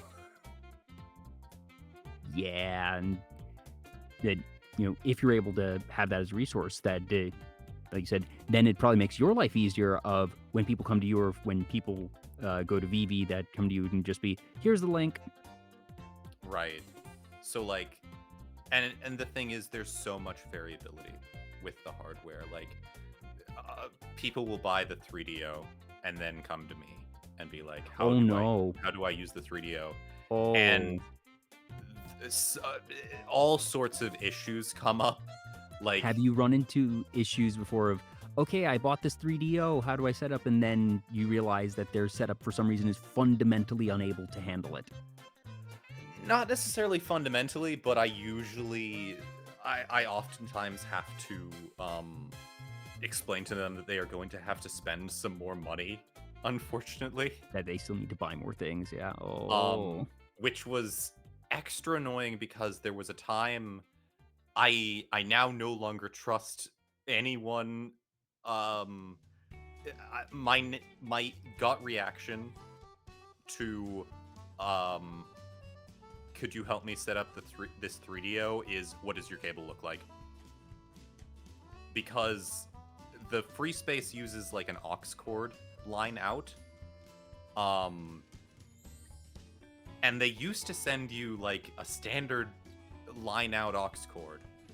Now for some reason they send you this bizarre cable with 2 1/4-inch jacks at the other end that outputs like stereo in sort of like as one would output it from a guitar, and all sorts of problems arose because people don't realize that's not how it used to be, or they have no idea. Like, they look at this cable and they're like, what the fuck is this? So again, that's sort of the reason why it is a very involved process, because all the hardware is sometimes different. You got to be like, okay, what are you working with? What is your interface like? What do you use for streaming? How do you have your audio sources set up? Does 3DO have any of this on their own website, or is it just sort of figure it out? You have to know it. And what they have is just in Latin if you don't know what it is? Even most of what's on their website is just the specs of the microphone. They are... I have no idea why they changed the cable that the free space ships with.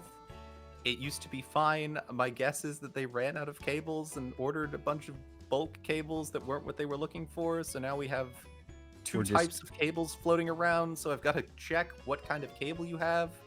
Or the audio engineers that use it for not ASMR actually need those cables and not the other ones. So for their intended audience, they have improved the product. And it just so happens that the ASMR folks who, like we discussed earlier, aren't necessarily the intended audience, are not having what they need. Right, exactly. Yet another reason why I advocate for people to get used to ASMR just as a thing to do before buying a 3DO, because the 3DO is just a money sink sometimes. Like, the amount of cables involved in doing ASMR can be pretty egregious. So ultimately, I'd like to be able to make one giant PDF with all of the edge cases I can find and just have that to reference. Even if it's just as like a checklist for myself. That is my big goal. Sorry, Aito, I forgot to add the pants grab emote. That was a good one. That's the other thing of having a proper PC for the first time. I don't have good cable management, but fortunately I don't have too many cables, but I can tell that if I had more than just, 2 monitors, the basic thing, and it happens to be on the same desk that has a TV, and where I have my Switch hooked up. So there's, a half dozen cables down there, and I look at it as it is and be like, ooh, that's kind of messy. It's still manageable enough where it's like, okay, I don't need to bother with anything super fancy, but I know that cable management quickly gets out of hand, and if I were to have pretty much anything more than what I have right now, I'd actually put together something nice. But I know cable management is certainly an art. Yeah. Incredibly important for ASMR as well, because you're switching out your microphone and all of that. And it's just... ASMR is hard, but also really easy. Once you're set up, you just do it. All you need to do is talk after you've set up these 20 things. Pretty much. And yeah, though, that's the goal. Hell yeah. And the last question I ask all my guests is, what does being a VTuber mean to you? And that's not the question of what is a VTuber, but as we've talked about a lot tonight, different people get different things from VTubing. And I've had folks say that VTubing lets me get in touch with my inner child, or others have said it lets me be someone I can't be in real life. Others have a particularly clinical approach and have said it's a mask that I wear, that I am first and foremost a performer, and that VTubing allows me a set of tools as a performer that vastly exceed facecam streaming. I don't have a particular attachment to my model, but I consider it, that incredible toolbox for me. And anything beyond or in between those two pretty far-reaching answers is totally valid. So for you, Nemo, what does being a VTuber mean to you? Oh, goodness. That's a toughie. I mean, I part of me is predisposed to answer with, like, it means I don't have to, like, set up a camera. Simple answers like that are still totally valid. It can be that simple, folks.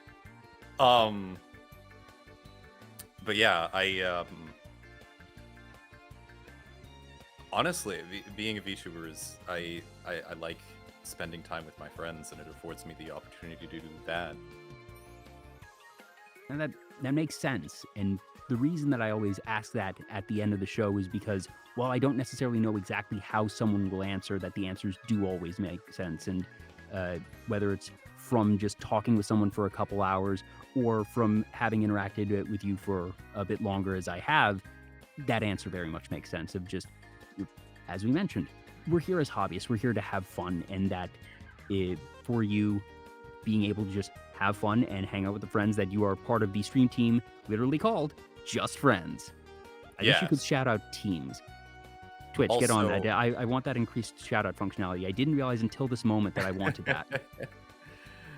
As a sort of extension of that, Flesh Twitch is scary. Like, the normal people are up to weird things. Yeah, they think that we're the weird ones. And certainly the convenience factor is there, as well as just the privacy factor for if you want it. Yeah, exactly. Aito, you can do hot tub streams as a VTuber. I've seen many do that. I think my favorite hot tub stream that I've seen from a VTuber was Captain Krabs. Are you familiar with Captain Krabs, Nemo? I don't think I am. DJ/game developer. He is a crab. And in the heyday of hot tub streams, like when they first got their own category, the other thing that he does, he's a artist and graphic designer, and like he's able to whip up new mini models, because what he has is very simple, and new backgrounds in a day. So his hot tub stream is him in a kitchen being boiled in a pot. That's and wonderful. He has a toggle where he can have a floating hand sprinkle salt on him. Beautiful.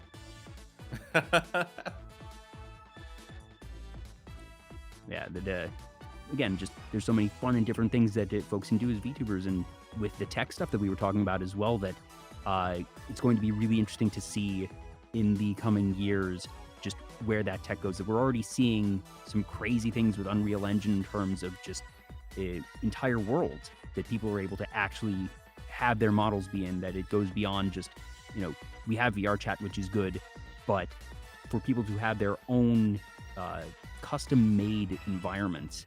And I'm expecting that to become increasingly common as time goes on, that I expect that within a couple of years, we will, similar to getting model commissions or rigging commissions, that people will commission their own worlds. People will commission environments. I suppose my closing note would be, I am greatly looking forward to experiencing the man-made horrors beyond my comprehension that I know are coming. Yes, indeed. They should be fun ones, hopefully, though. Oh, absolutely. And I suppose I do have one other question, and that's, who would you like us to raid? Oh, we raid here? Oh, goodness. Yes. Yeah, your choice. I will give you a minute to find us a raid target while I take care of some last housekeeping. So, folks, whether you've been here since the pre-show chat or just tuning in, thank you so much for being here. I'm Jay. This is episode 108 now of Vtuber Talk. And Nemo, thank you so much for being here. That this has been an absolute blast. If folks are interested in more interviews like this, I do shows about once a week. I had the rare 2 shows in 4 days, which is, like I said, for me, an anomaly. I do know the next one will be on Sunday afternoon. That'll be up on Twitter shortly. But best way to keep up with me in my admittedly irregular schedule is just to follow here on Twitch or on Twitter. It's just VTuber Talk both places, and it's Director Nemo both places for Twitch and Twitter as well. You got the nice consistent handles. Yes. One of the benefits of having a weird name. I was honestly shocked that VTuber Talk was available. When I had the concept of it, and actually I saw Lane in here, Lane Blanc, good friend and first guest I ever had, that I messaged her and it was like, "Do you think this could work?" And she was like, "Yeah, there's some potential there." And I was like, "Well, VTuber Talk maybe." And I checked to see, all right, are the handles available? And I made those accounts and got those handles that day because I was like, that seems like real low-hanging fruit. I was not expecting them to necessarily be there. I got in, I think, just early enough. So, yeah, having consistent handles is nice. Yeah, any good raid targets for us? Oh, goodness. Everyone's sleeping. Literally the hardest question I've asked all night. Yes, actually. Everyone's either sleeping or playing Genshin Impact, and I don't Oh, rate no. into that as a matter of course. I know that you and Vivi share that heuristic. Yes.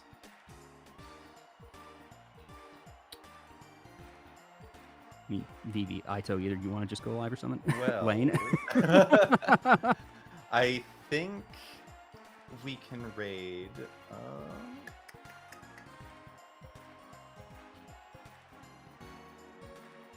There's Old Reliable. There is a spider boy by the name of Ren Atlach. Ah! I have raided recently, but let's do it again. Hell yeah. Can you send me their handle in Discord just so I don't misspell it? Don't want to send folks to the wrong place. Yes. Yes. Once again, folks, thank you so much for tuning in. We're going to be raiding into Ren. Be sure to let them know that Nemo sent you. Yes, Ren Atlach. So is it like sort of the Atlach or Atla? Latch? I believe it's Atlach. Neat. I think their icon's very cute. Yes. Also, Very Ren is a talented spider? name. Yes. They made their own model and rigged their own model and are very, very talented. Ooh, yeah. That is a special type of skill. When you are able to just, be your own VTuber god. Very, very powerful. Absolutely. Awesome. Well, again, Nemo, thank you so much. This has been a ton of fun. I know we're going to be chatting other times, other places, but I really am glad to have had you here. And again, thank you to everybody in chat who stopped by, whether you were here the whole time, just arrived. I really do appreciate you stopping by. So you all have a fantastic rest of your night and say hi to Ren for us. Yeah. All right. And there we go. Yeah, got it all set. Okay. Have a good one, everybody. See you all next time. Bye-bye.